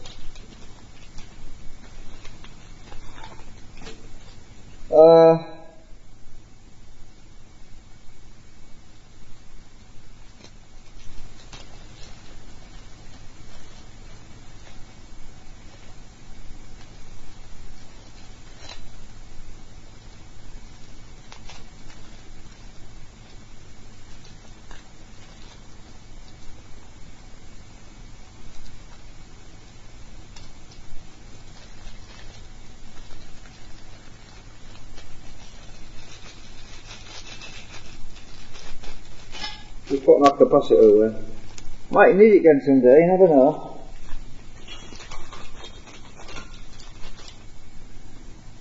Right, we'll stick this one in.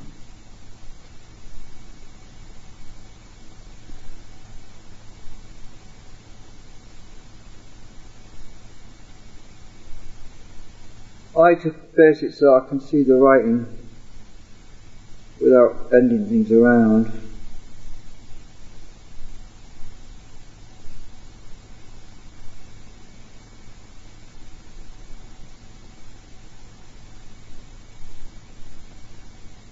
Leave reasonably decent long legs on it.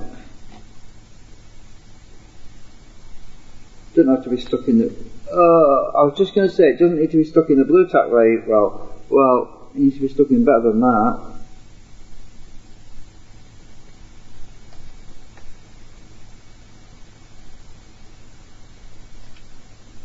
Shit! Come here.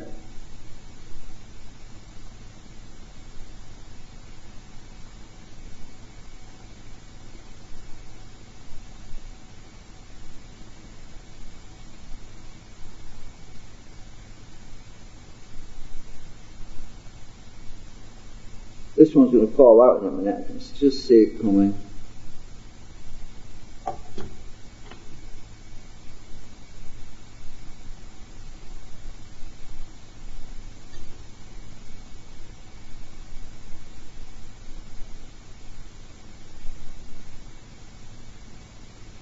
Right, one leg soldered. Check it, see if it's straight. Oh, what the hell? My magnet's fell in the bin. I lifted it up and my magnet under the table fell in the bin. That was funny. It's also picked up all the crud I threw in the bin. Right. Ooh, look at that. Oh, magnet's moving around. Right, get back in there. Right. I was just going to say, I'm going to check the capacitor straight before I solder the other leg.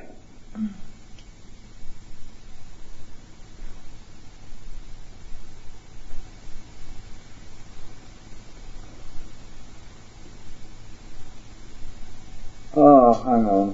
Can't do it with that magnet there. Right.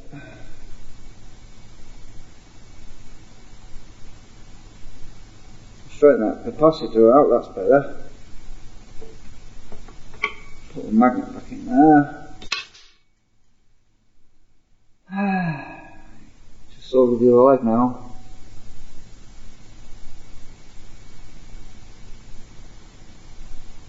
Okay. Upgrades all done for today. Just for a new test.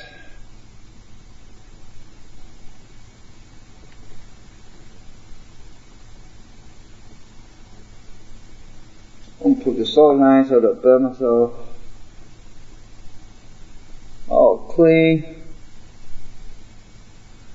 Let's leave that to cool for 5 minutes over here. That tip's closed already. I can put it away.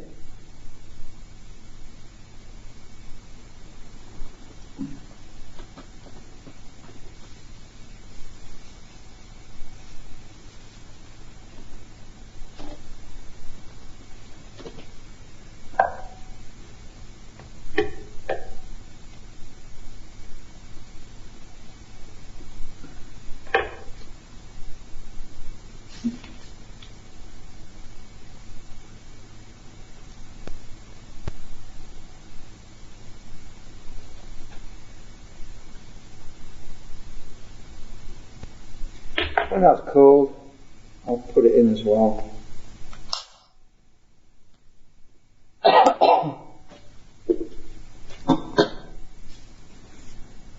Okay, let me just check. Oh, clean off that.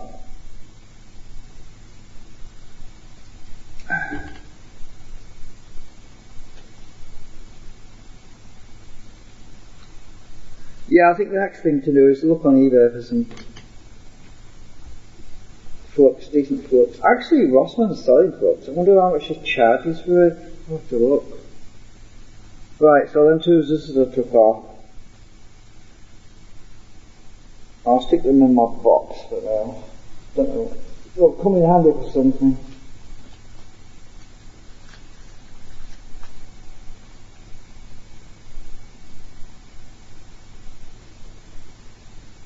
Actually, better stick them in a dedicated resistor reserve.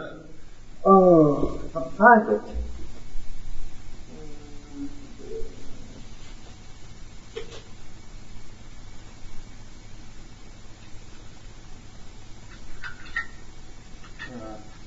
Go in there.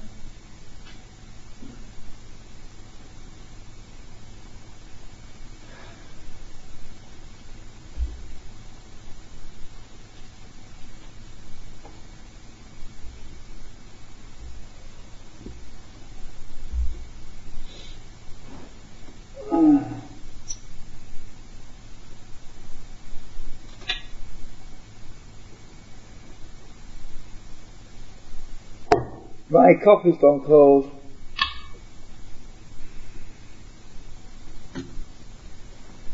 I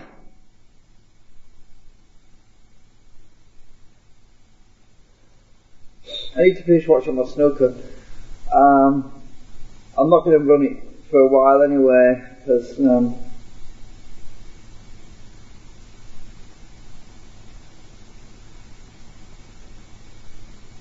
I just always think about stuff.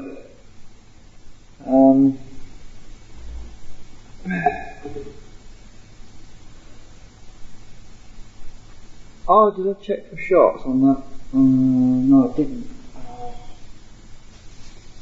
Don't think I did.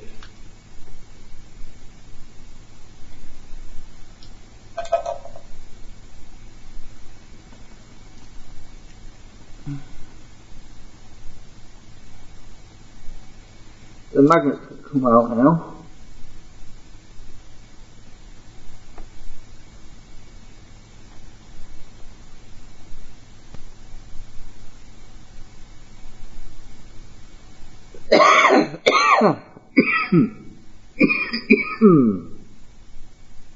Yeah, just a bit of cleaning up to do on that. Get my magnets out. Ow!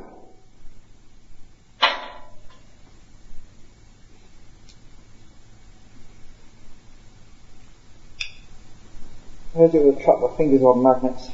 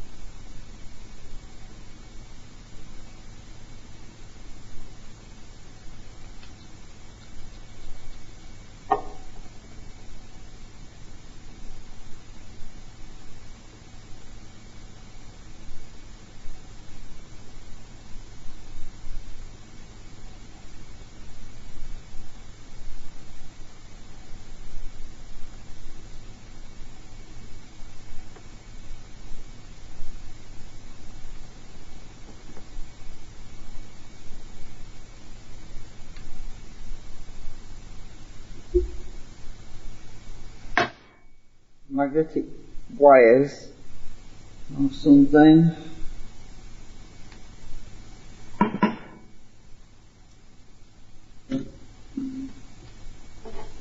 Right. So I got that other capacitor put in on longer leg, so I know that that's one I've just put in. At some point this board will get scrapped, you see, and I want to take all the components out and use them again. Because it's just a prototype.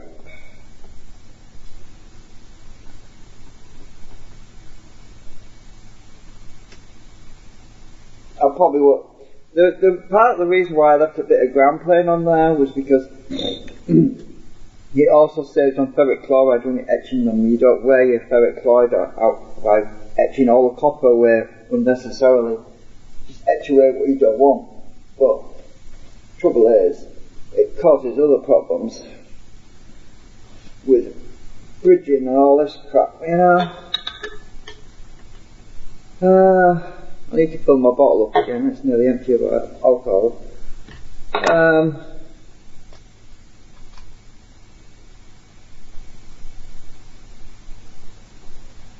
Let me think. So I've changed the blue capacitor, replacing the yellow one.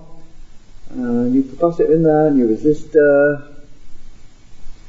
We should see a bit more output power on there now.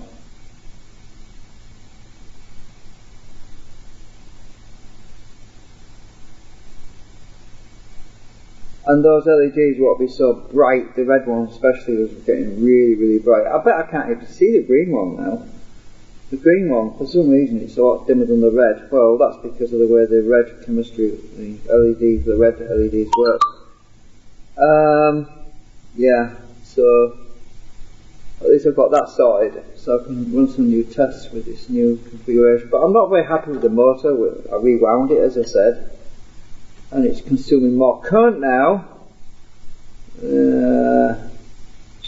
Well, I'm thinking about getting some 32 SWG wire and winding it with some thinner wire motor, because it's using too much juice. It doesn't need that much torque, it just needs the RPM. Did somebody message me? I just heard the phone make a noise. So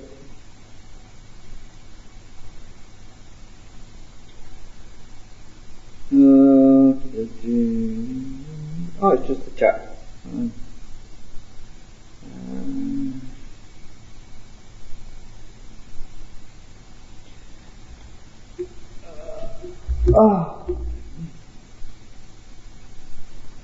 I replaced that pulley that was saturated with grease. I'll put another pulley on there now, because I was getting grease on my belt because it was saturated. If you look at the pulley, it centrifugal force pushed the grease all the way through the pulley, and it was black. This black line on there, that's grease that's gone through the pulley. Anyway, I replaced it's just my take-up spool, belt tensioner, sorry, pulley. So I swapped that out and put this one on, the other one on, and it's clean now, and I shouldn't have as much problem with belt slip. Hopefully.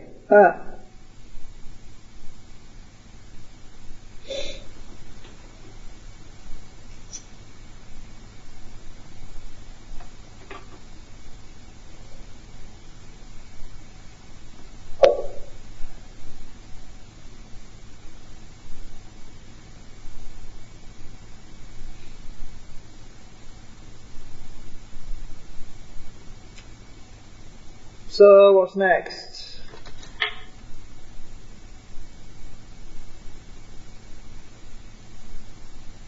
Well, continuity checking is next. To make sure I haven't got any shorts I've overlooked.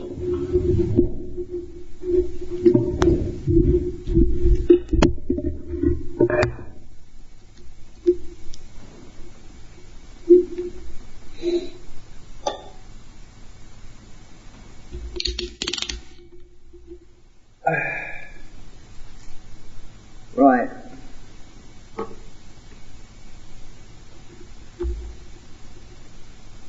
Input, we'll start there, check the shorts.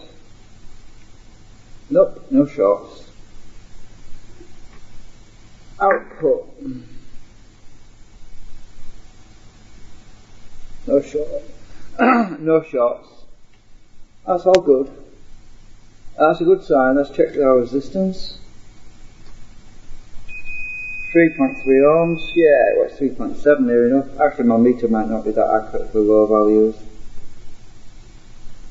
So that's okay. The capacitor replaced is there. Let's check that. That's good. That other capacitor on my gate.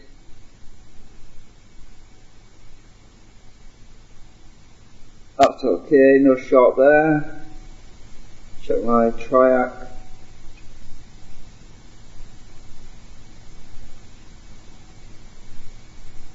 All good, no shorts there.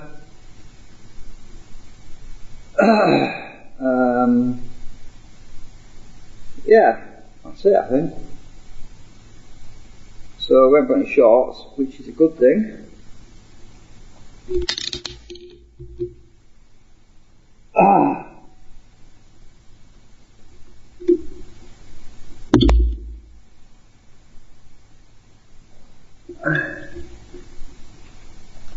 Oops.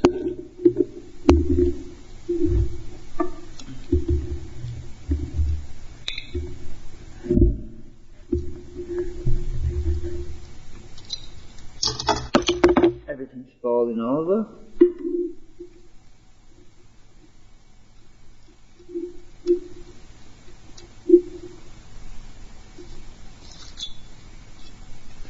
I haven't got any further forward winding those bigger coils yet.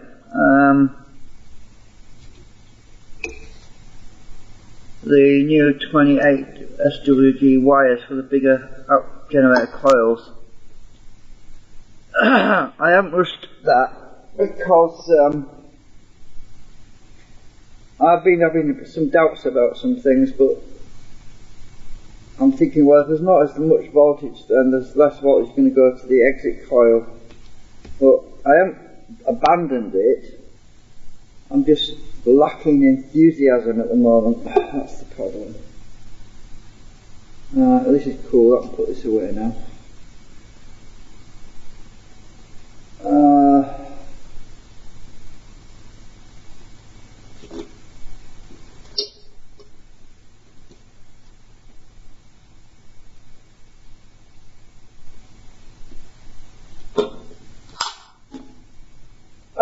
So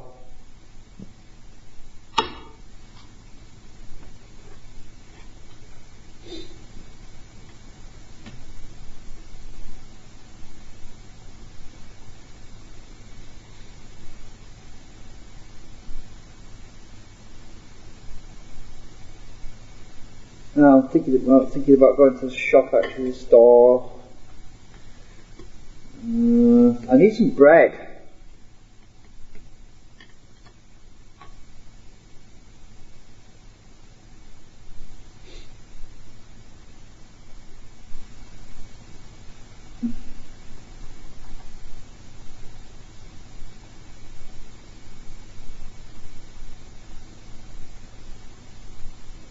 I've got to hook this all back up to that thing again.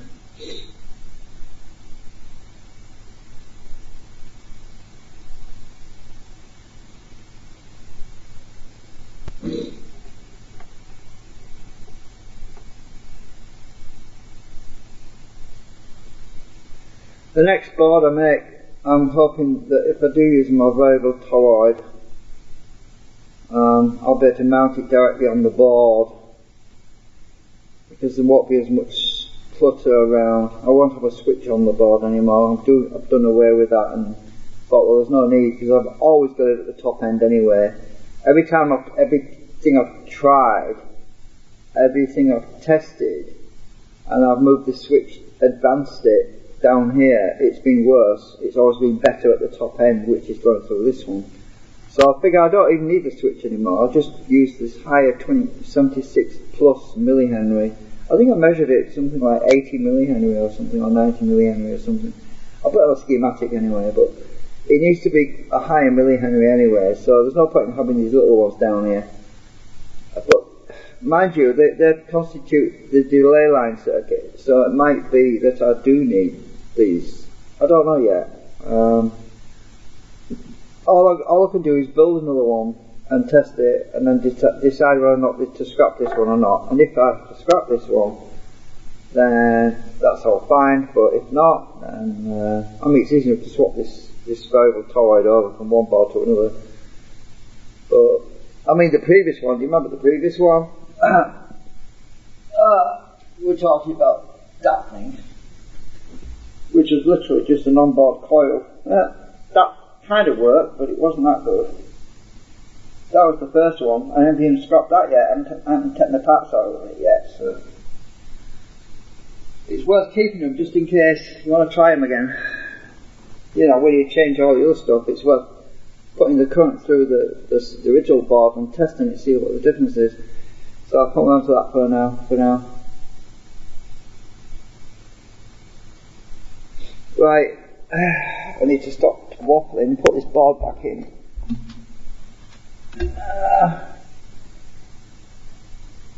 And I need to soften up this blue tack because it's going to hold this thing.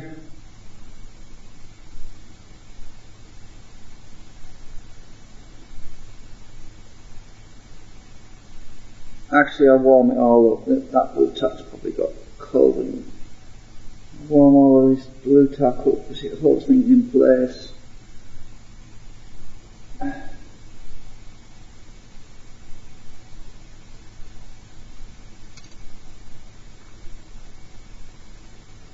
I'm just getting a bit off there. Right.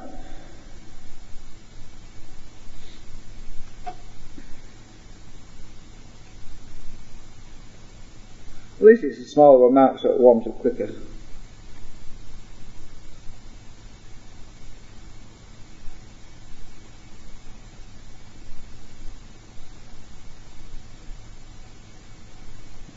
Put that under my board.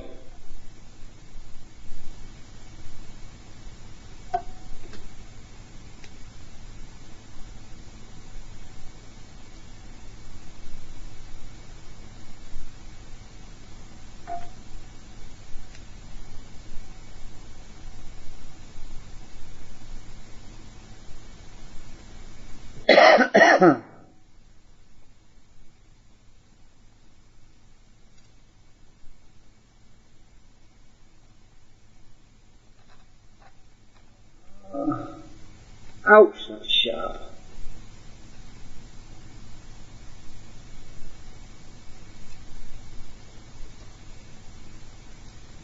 Oh, threading this all through with this lot is a nightmare. I'm going to break some wires off if I'm not careful.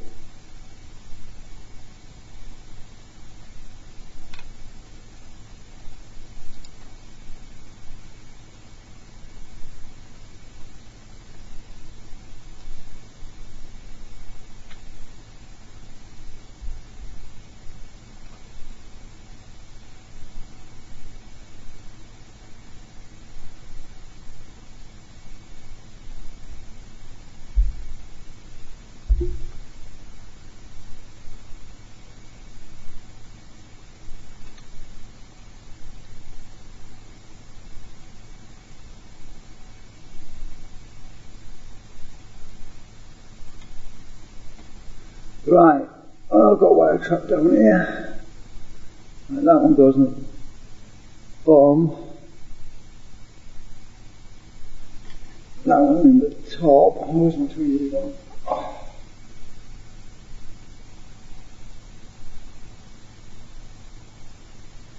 Oh no!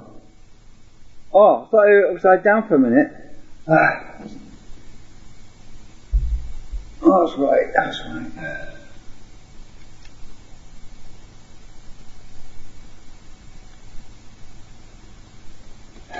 Right, that's that. And that one goes to the bottom. No, that one's the top. That one in there.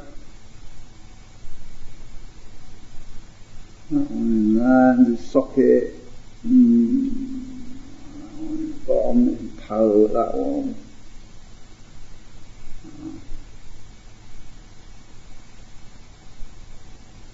Right, we're all connected, I think. Let's check nothing's fallen off. Oh, that's one.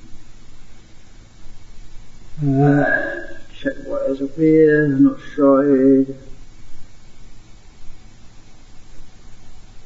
Right, okay, everything looks connected. I think I might power it up actually. Probably won't see a lot. Current consumption is going to be a bit higher because of that bloody motor rewind. So it's probably going to be what 1.3 amps or something stupid because I have to redo that motor again now. So I'm not happy with that.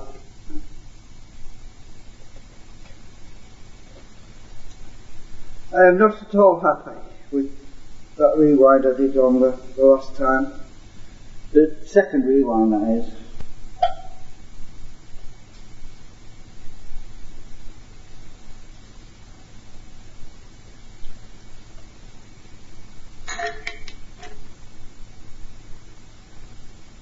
I need some batteries now.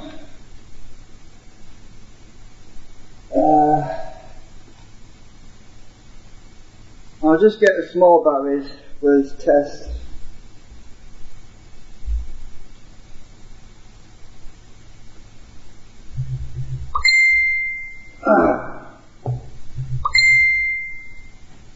Who the hell's messaging me?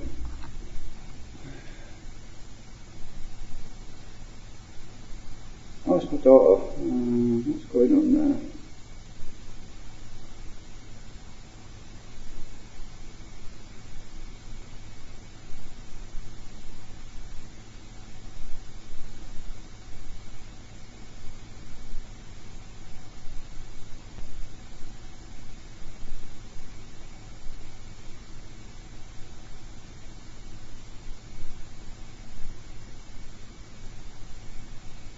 Oh, she's sending me something.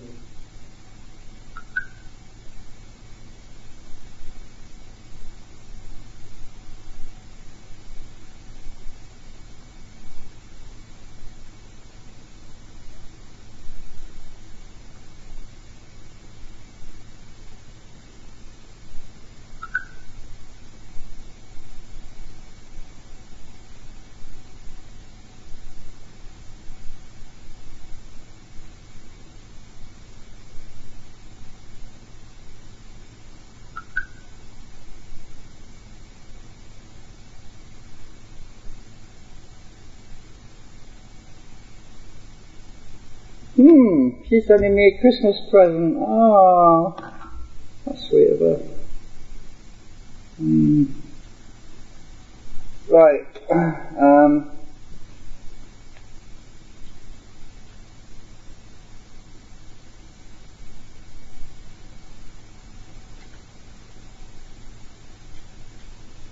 Negative. I've got two negative wires because these leads are shite. They don't count well. They don't do well under 1 amp. So if you use two in parallel, just halt the load, spread the load up a bit so the wires don't get warm. They're just shite. I need to redo them, make my own leads up, get some decent wire and buy some separate clips and make my own leads up because they're just, these crimped ones are just no good. Right, batteries are ready. Put my meters on. Sorry, you can't see the meters at the moment. I don't want the meters in front of here where I may have to twiddle around and readjust things. I'm going to put my oscilloscope on.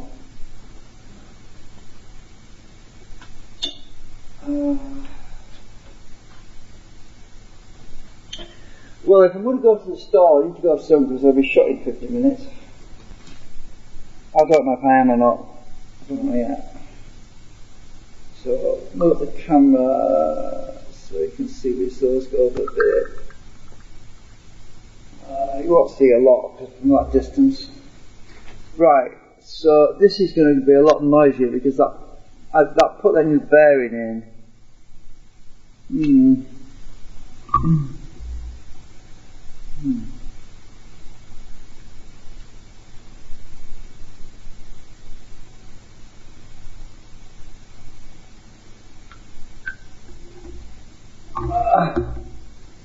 Right, so are we ready? Current meter, volts,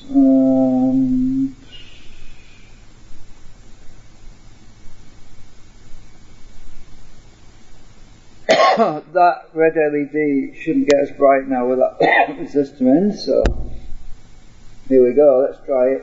I'll have to press this button though once I power it up because that initialises the boost converter in the unit. Right, so I'm going to run it without pushing the button first because it runs slower so I can just see what's going on.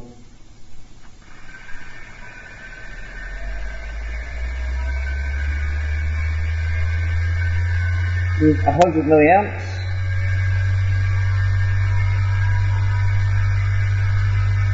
No LEDs are lit, which is what I expected. 140 milliamps. We're nearly at 3000 RPM. Oh, you won't see that.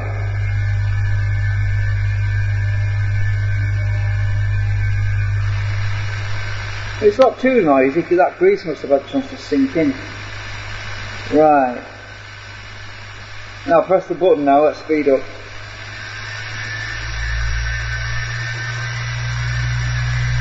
$250 milliamps. Got a loose wire somewhere. Oh, it's probably this. How much current? Oh, we're currently limited at 1.2 amps, which is what I expected. 270 milliamps. Going out at the moment. Oh, these wires are tangled up.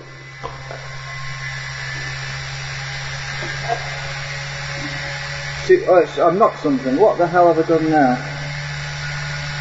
There we go, 270. I can't tune it while this meter's in the way. 280. That's a lot higher, and the LEDs just come on. We're charging it into 4.7 volts. Oh, flipping heck, everything's falling on the floor. We're charging to 4.7 volts super capacitive right now. See what I mean? I put the meters there, I can't get to anything now.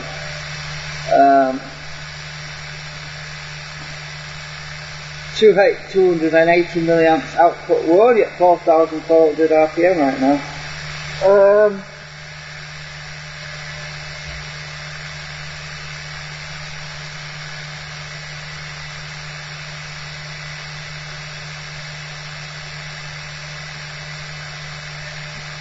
It's not too noisy at the moment. The grease is still cold though, that's probably why.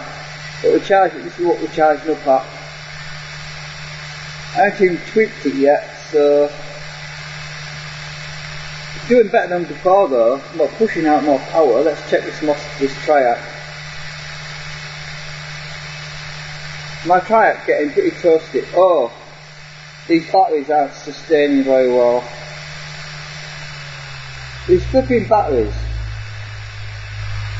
These batteries must be flat. Maybe they won't charge enough. Oh, these frigging batteries. I'll have to get the other ones, hang on.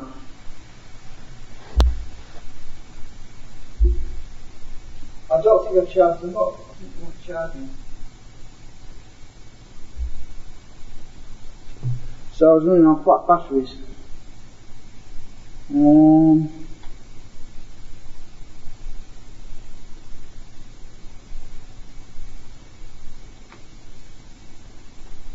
Oh, these clips, I hate them.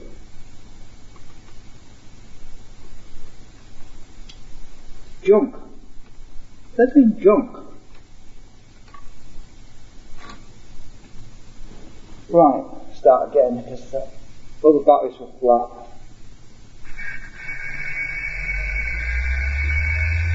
See, this lead is good because I made it myself.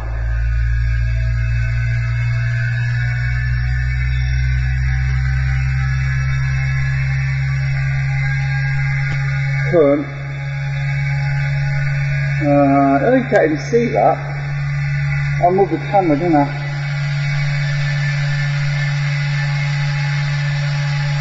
There's the current. This camera's not very good. I need to tweak this and I can't tweak it because I can't get my hand in here. I just forget about the voltage because I need the room.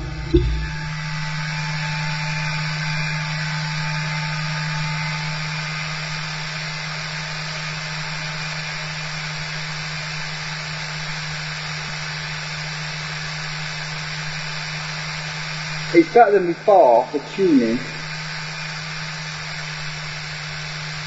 Definitely better than before.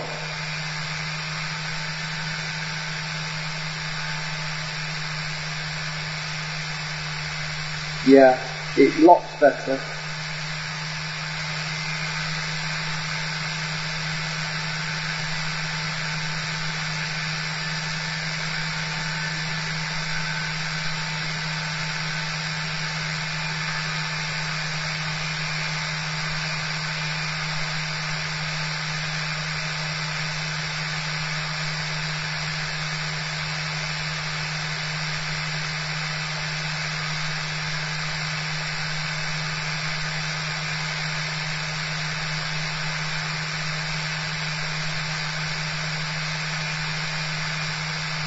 I'll put that trace a bit bigger.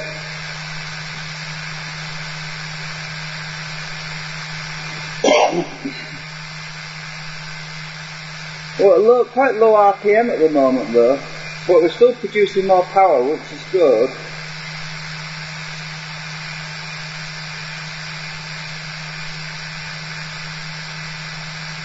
Need to tweak this to maximum RPM.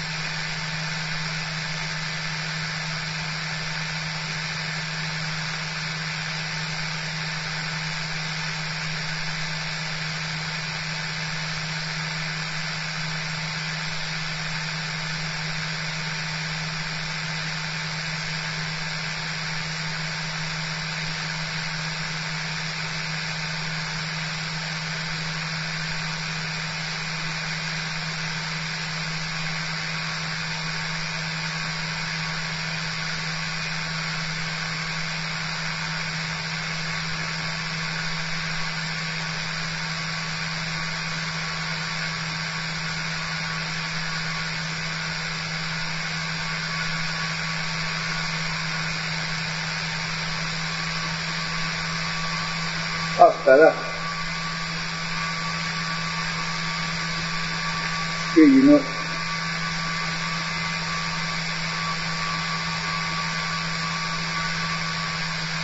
No, it's worse. Better there.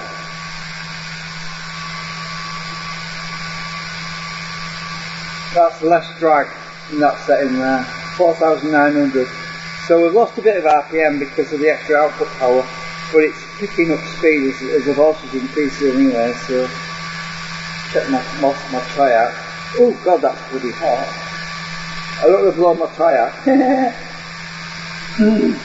It can handle up to 800 milliamps, so it should be fine. I mean, basically, whatever current we see on here is basically what's going through the triac, basically. Well, probably less actually. Let's check my voltage. I'm driving this at 13.10 volts. So that's 13.10. I'm actually driving at a low voltage since I've rewound the motor. So current 1.09. It's a bit more than it used to be. It used to be about 990 milliamps around about here somewhere.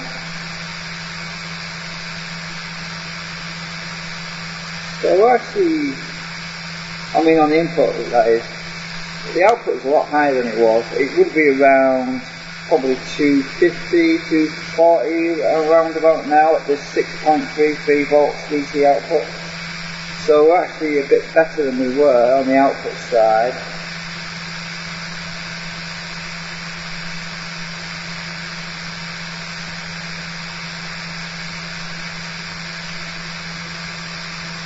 My motor's not that hot, it's still cool.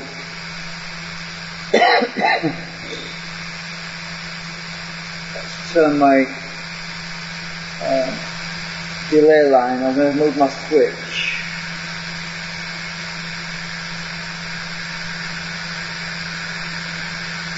See if I gain speed. Ah! Yeah, I am gaining a bit of speed, but my current's gone down. So we'll go back. Yeah, my current went down, so actually I don't know. It's gone back down again there.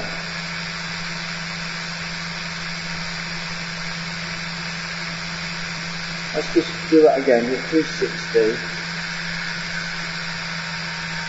That's 300. Oh, it just loses RPM and it drops back down to the same current. So we'll lose RPM, that's what happens. So I'll go back. Yeah, it's better to leave it on there.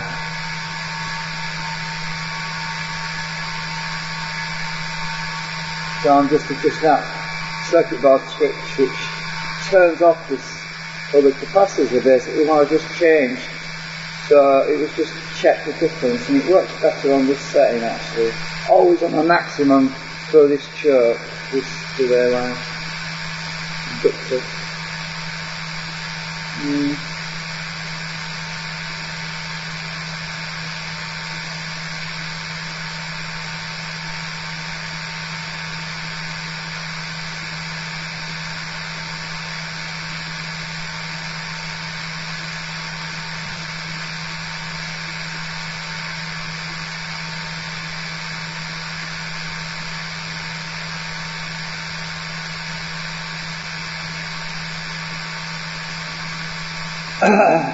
We're at 7 volts at the supercapacitor now.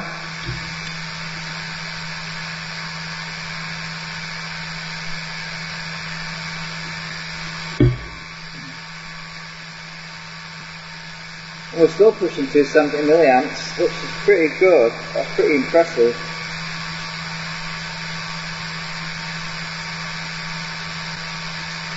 Let's check the resistor temperature.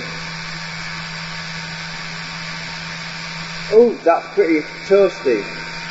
Oh, hang on, I've got a connection problem somewhere.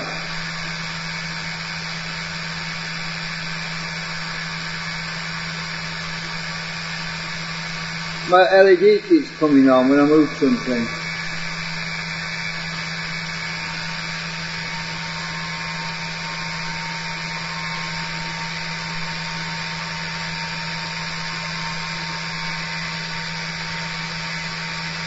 What the hell's wrong there?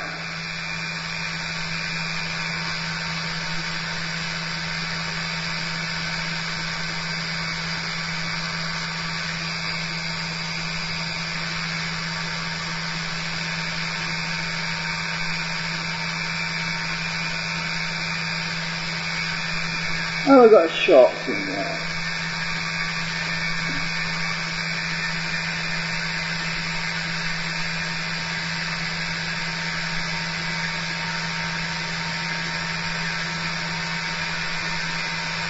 Oh, it's when that other one's not connected. That's weird.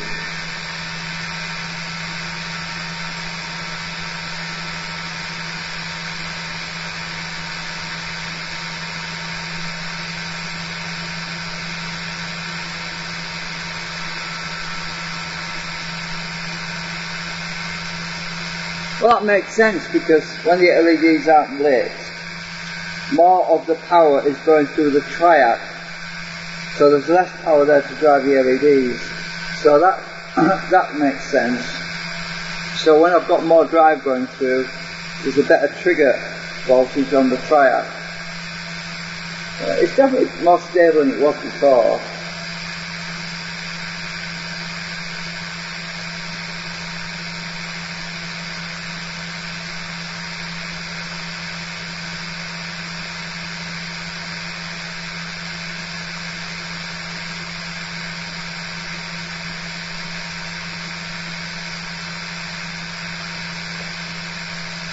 I'm barely at 5,000 RPM at the moment as well, which is not bad, but I'm not happy about the fact I'm using more current though because of the rewind, but I'll sort that out later. I'm sick of taking the motor apart. It's just every time I take the damn thing apart, I've got to rewind it, and it's tedious because you've got to count the number of turns you put on each side, otherwise it'll be out of balance, you know, I mean literally vibrate. So it's got to be done right.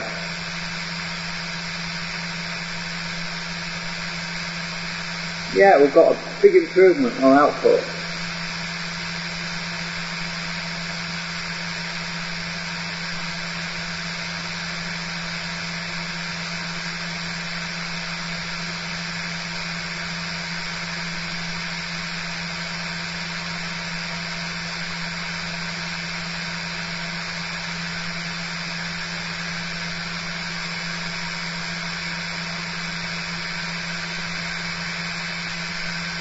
I'm just checking my full wave bridge rectifier temperature. They're cool, so they're fine.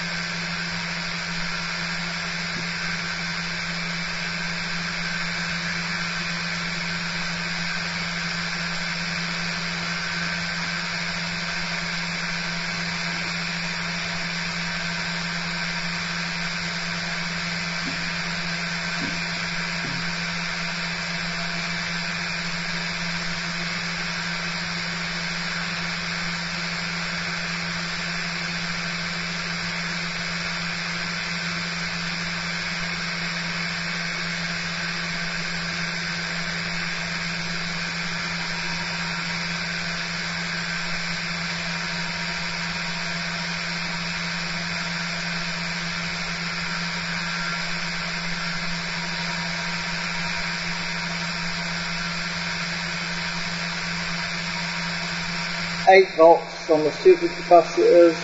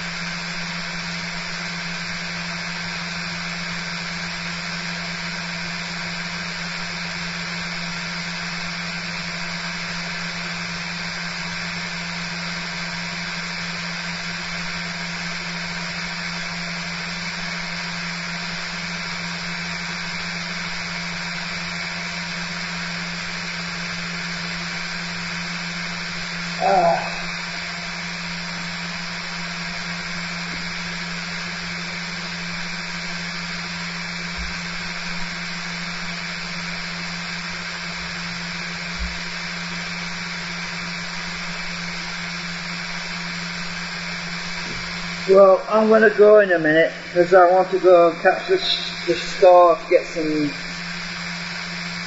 bread. So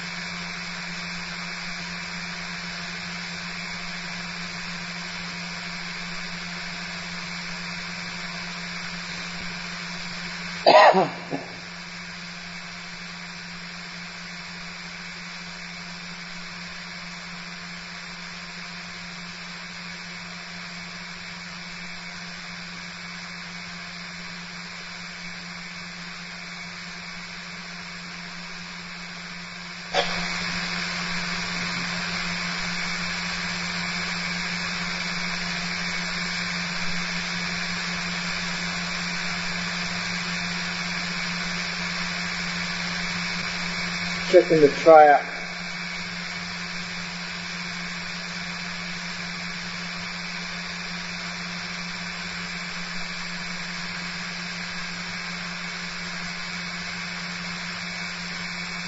Room temperature is 19.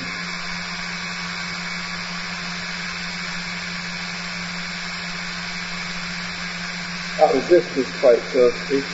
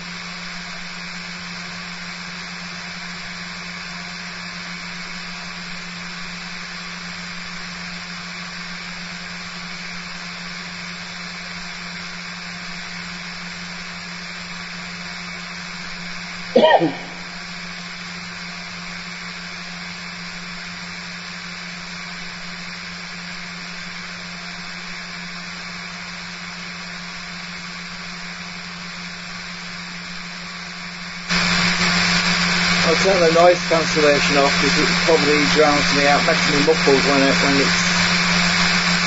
well, you know.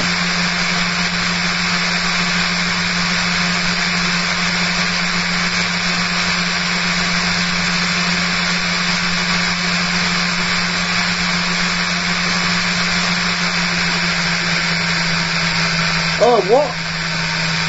Battery can't be flat, I've just charged it up.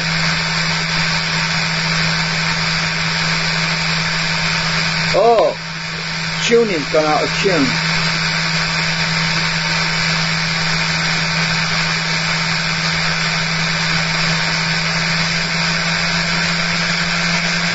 You're supposed to tune this at maximum RPM really. That's better.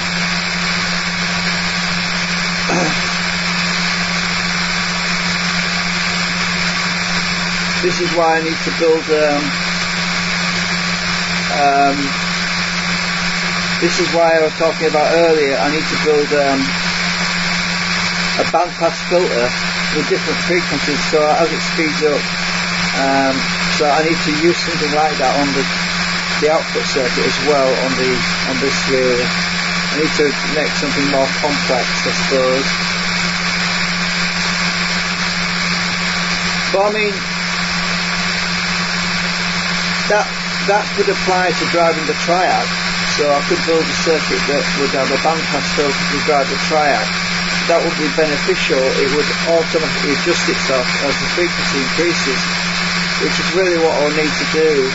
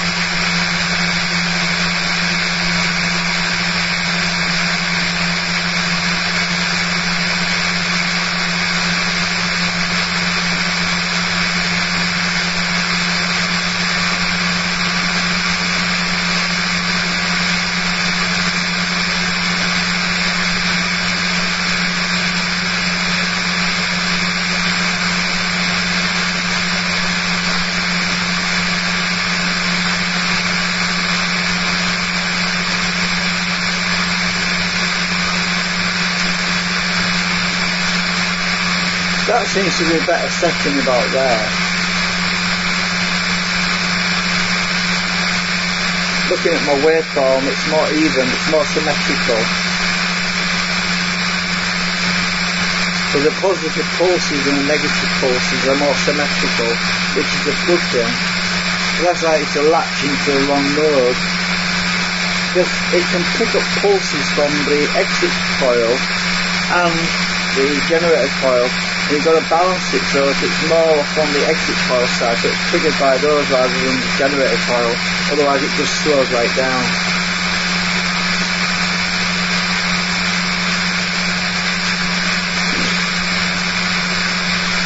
We're at 9.75 volts DC, climbing.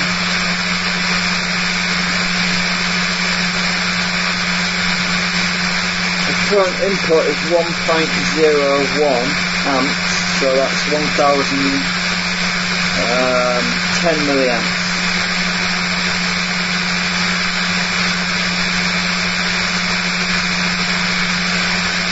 My RPM is really climbing right now.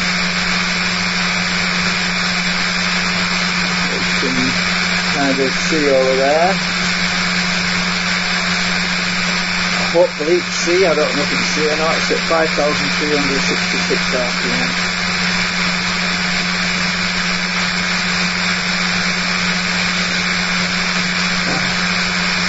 That was 5,374. As it climbs, the current input goes down.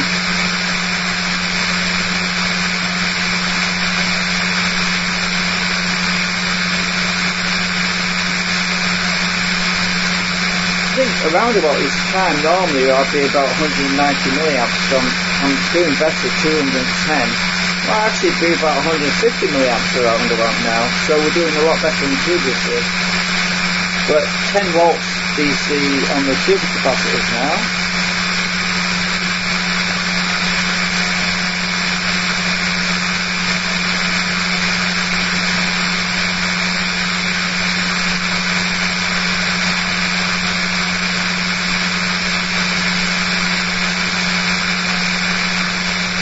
I don't know if you can see the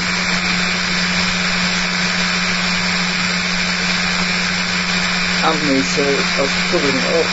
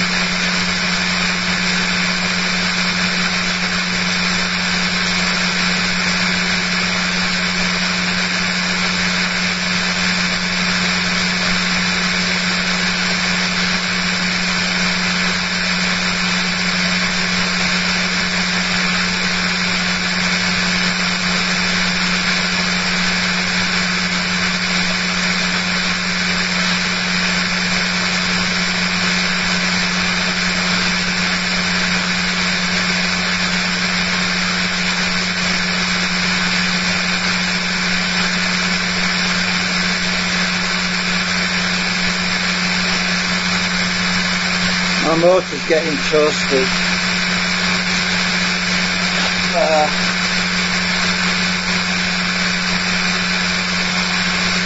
53 Celsius.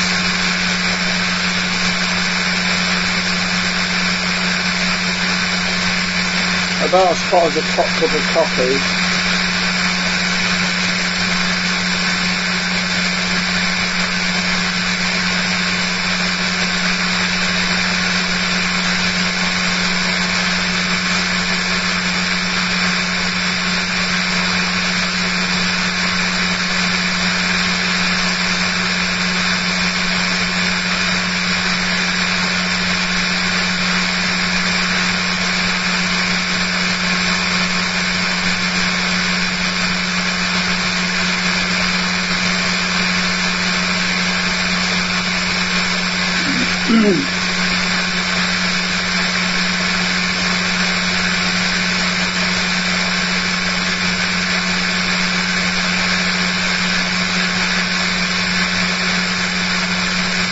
Anyway, I'm gonna have to go because I don't think. I don't know. I don't think I'm gonna make it to the shop now.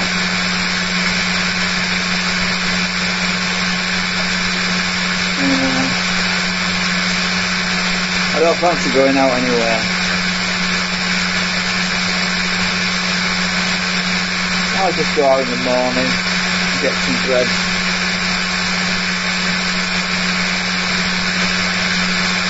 It's like it's nearly 11 AM. I don't like going out when all the pubs are empty, you know. It's noisy.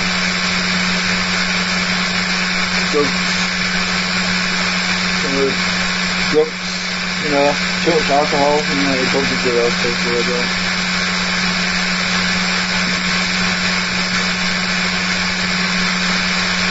Not as bad as it used to be, though.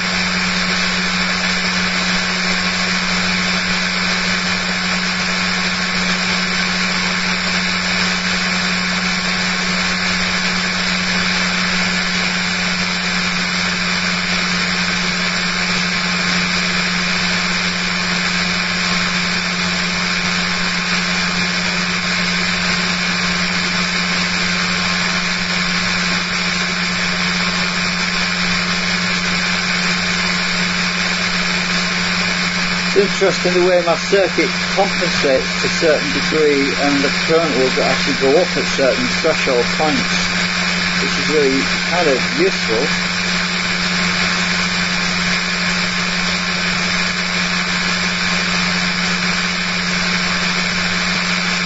Mind you, my input's gone up again to 1 point. Yeah, that's gone back up again. A little bit.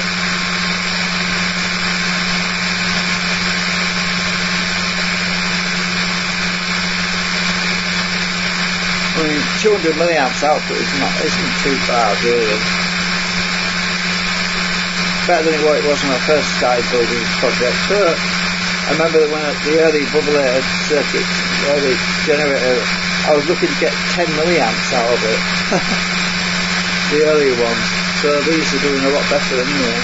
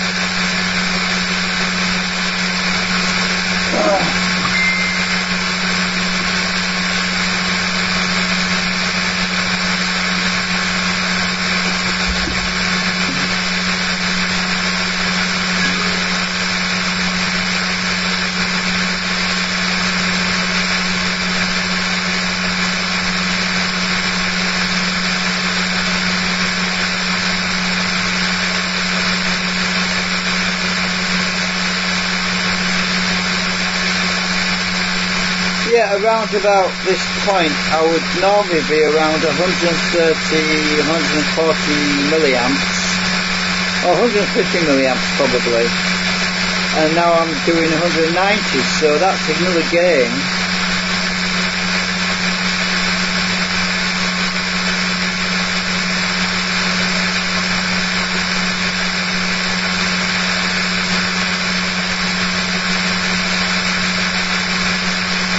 mind you, as I say, with rewiring the motor, it's messed up all my calculations because it's using more on the input, so it's hard to judge it now because there's a motor being rewound, and yeah, I should have left it alone really. But it was getting on my nerves because the bearing needed sorted out, so I took it apart, put the new bearing in, I thought, oh, I'm going to rewind it again. Yeah, should have left it alone, but too late now. I'll work on a pulse circuit to direct drive at some point. And then it'll be officially a pulse motor, won't it? Or pulse generator.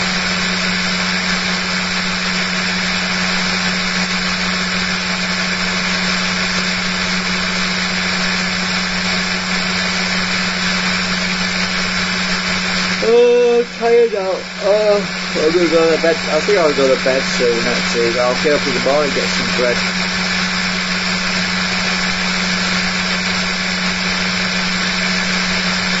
And it's only what, 7 hours away from the morning, so yeah.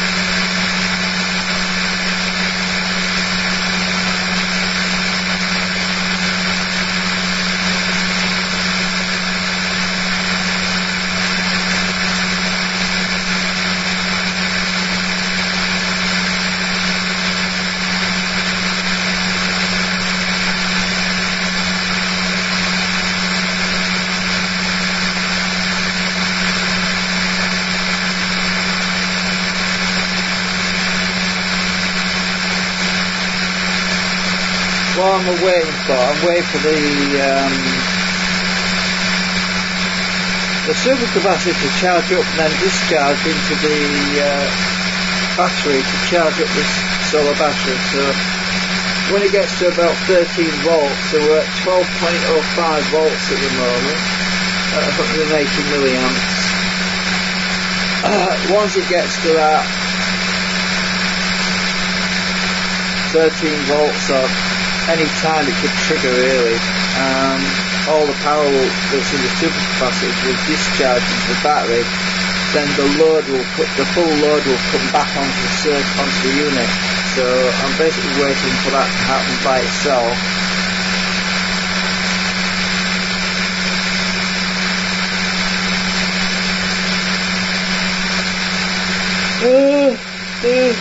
Tired.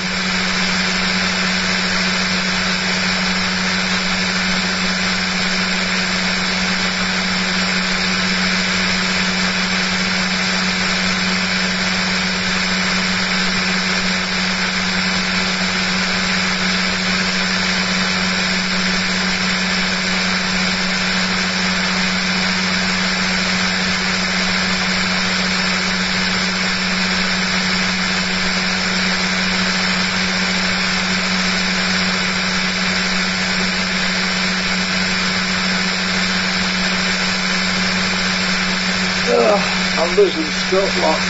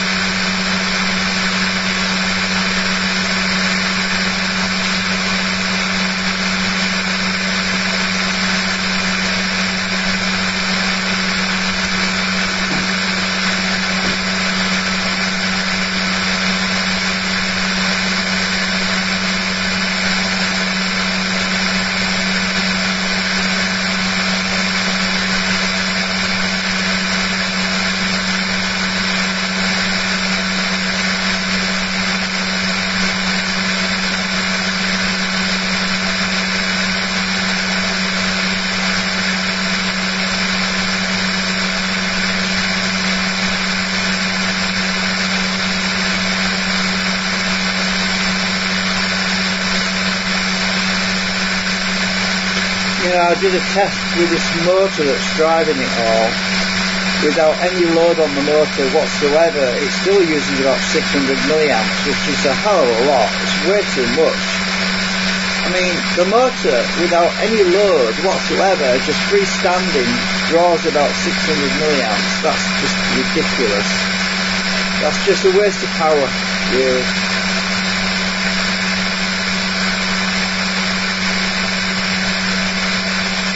That's why I've been starting to think about driving the unit directly, because I'll save 600 milliamps. Yeah, we should start to see some positive curves, because basically the amount of power used to drive this is really only something like, what, 30-40 milliamps, which is, no, 300, maybe 400 milliamps, something like that. Anyway, depends on the speed really, what it's going at. But that motor is a greedy bugger. It just eats power. That's why I was trying to rewind it. I was trying to improve the power consumption, but it just ended up being worse than before. So that's why I wish I hadn't rewound the motor now.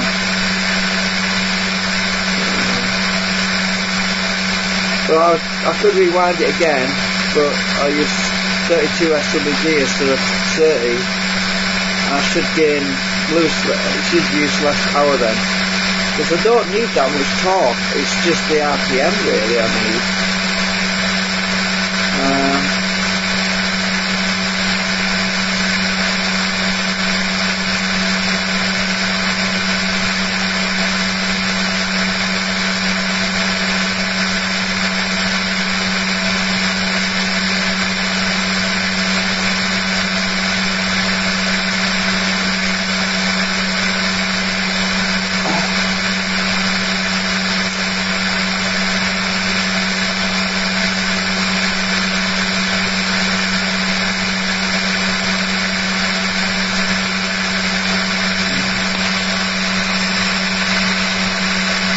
That's basically the configuration up there of the current design, with the round, you can't see it all on here, but these are the exit coils. This is the exit coil at this end.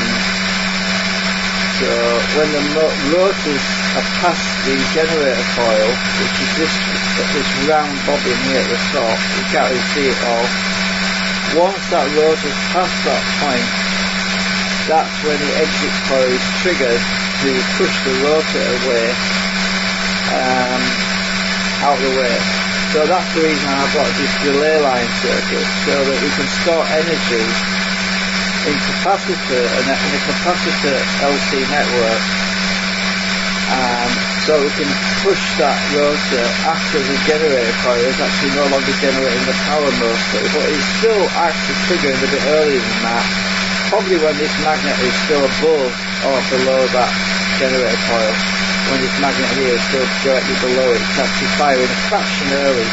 Because if I tune the trimmer, it actually slows down a bit, which means I'm pushing backwards against it. So it's on that verge, right on that threshold point really. So you get an idea.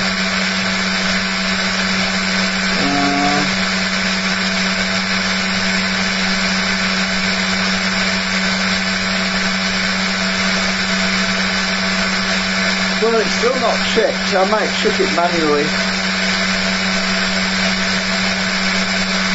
I'm getting a bit bored. I want to end the stream, so I'm going to trip the circuit with this by discharging it slightly, which will send that power.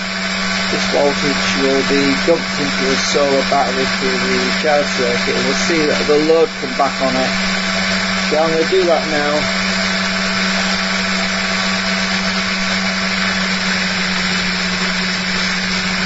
Right, this will start to climb like a rocket now, because the other super capacitor has now been discharged into the battery. So the first set of super capacitors has been discharged, the relay is active on those. The other set of super capacitors are now being charged like a rocket, and when the relay clicks back, that's when the power dumps into the other supercapacitors, and then this will just drop like a stone, because one set of supercapacitors discharges back into the other super. The reason for that is the circuit on my solar panel, while the power is being dumped from the supercapacitors into the battery, there's no longer power from the solar panel going anywhere really significant. So rather than wasting that energy, the potential energy from the solar panel, it's still being discharged into another set of supercapacitors, you see, at the moment. That's the reason why I've got a separate set to store energy while the relay's in the other state, so that when it flicks back, it can get that stored energy that's been accumulating while the relay's been active, and it can store that energy back into the main capacitor bank. So this should probably get to about 15-16 volts. And you can see the RPM shooting up like a rocket, so it's 5,768 RPM right now. And input current's dropping like a stone to 870 milliamps.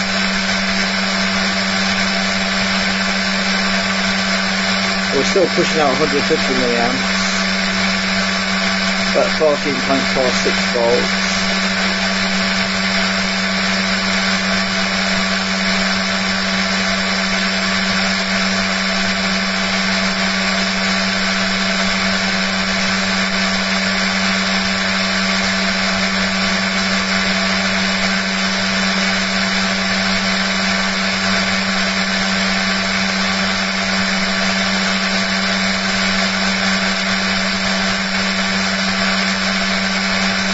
That relay should trip any second, and we should see that die.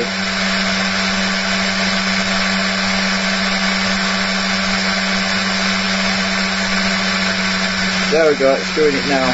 The load's come back now. 330 milliamps going out now. We've got the full load back on it again. And the RPM's dropped.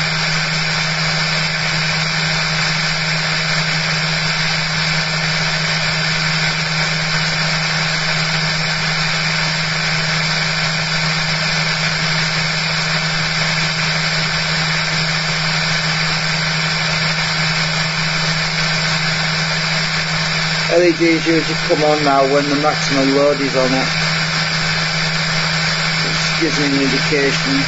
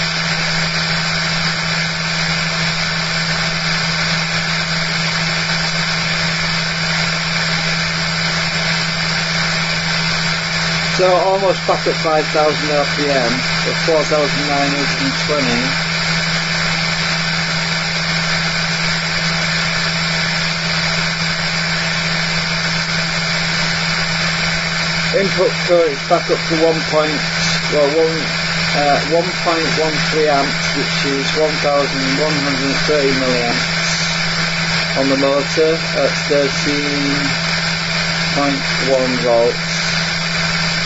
Input. Supercapacitor voltage is now 6.18, now 6.20 volts now. 290 milliamps going into them. Anyway, I'm going to turn it off in a second. I'm not going to run it through another cycle because I want to go and watch snooker. I'm just going to chill. It's Christmas time anyway. I need to be resting.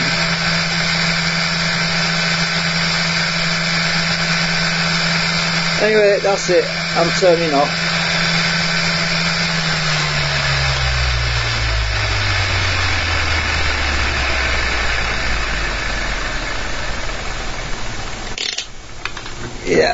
tired.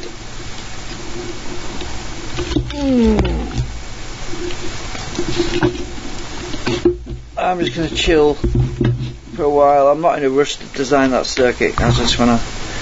It's Christmas. I mean, what do you expect? I mean, there's not much I can do at Christmas really. I don't have a TV, but yeah, this motor's red hot and it wants to cool down anyway. So that's why I'm not happy with that motor. It's just getting red hot. I always, when I disconnect the batteries, I always put them on the printer bed, so because it's glass, it's a good safe place to put them. So I need them. Printer beds couldn't withstand heat, so yeah. So I need to put my toys away, basically. Well, not literally, but yeah, in a figuratively speaking, my toys are always around.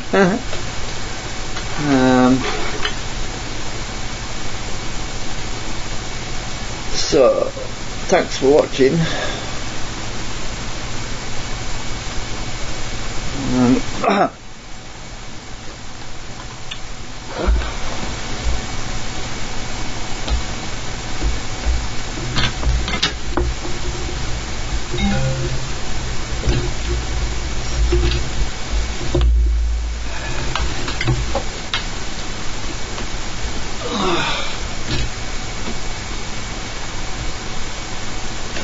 Getting too old for this light.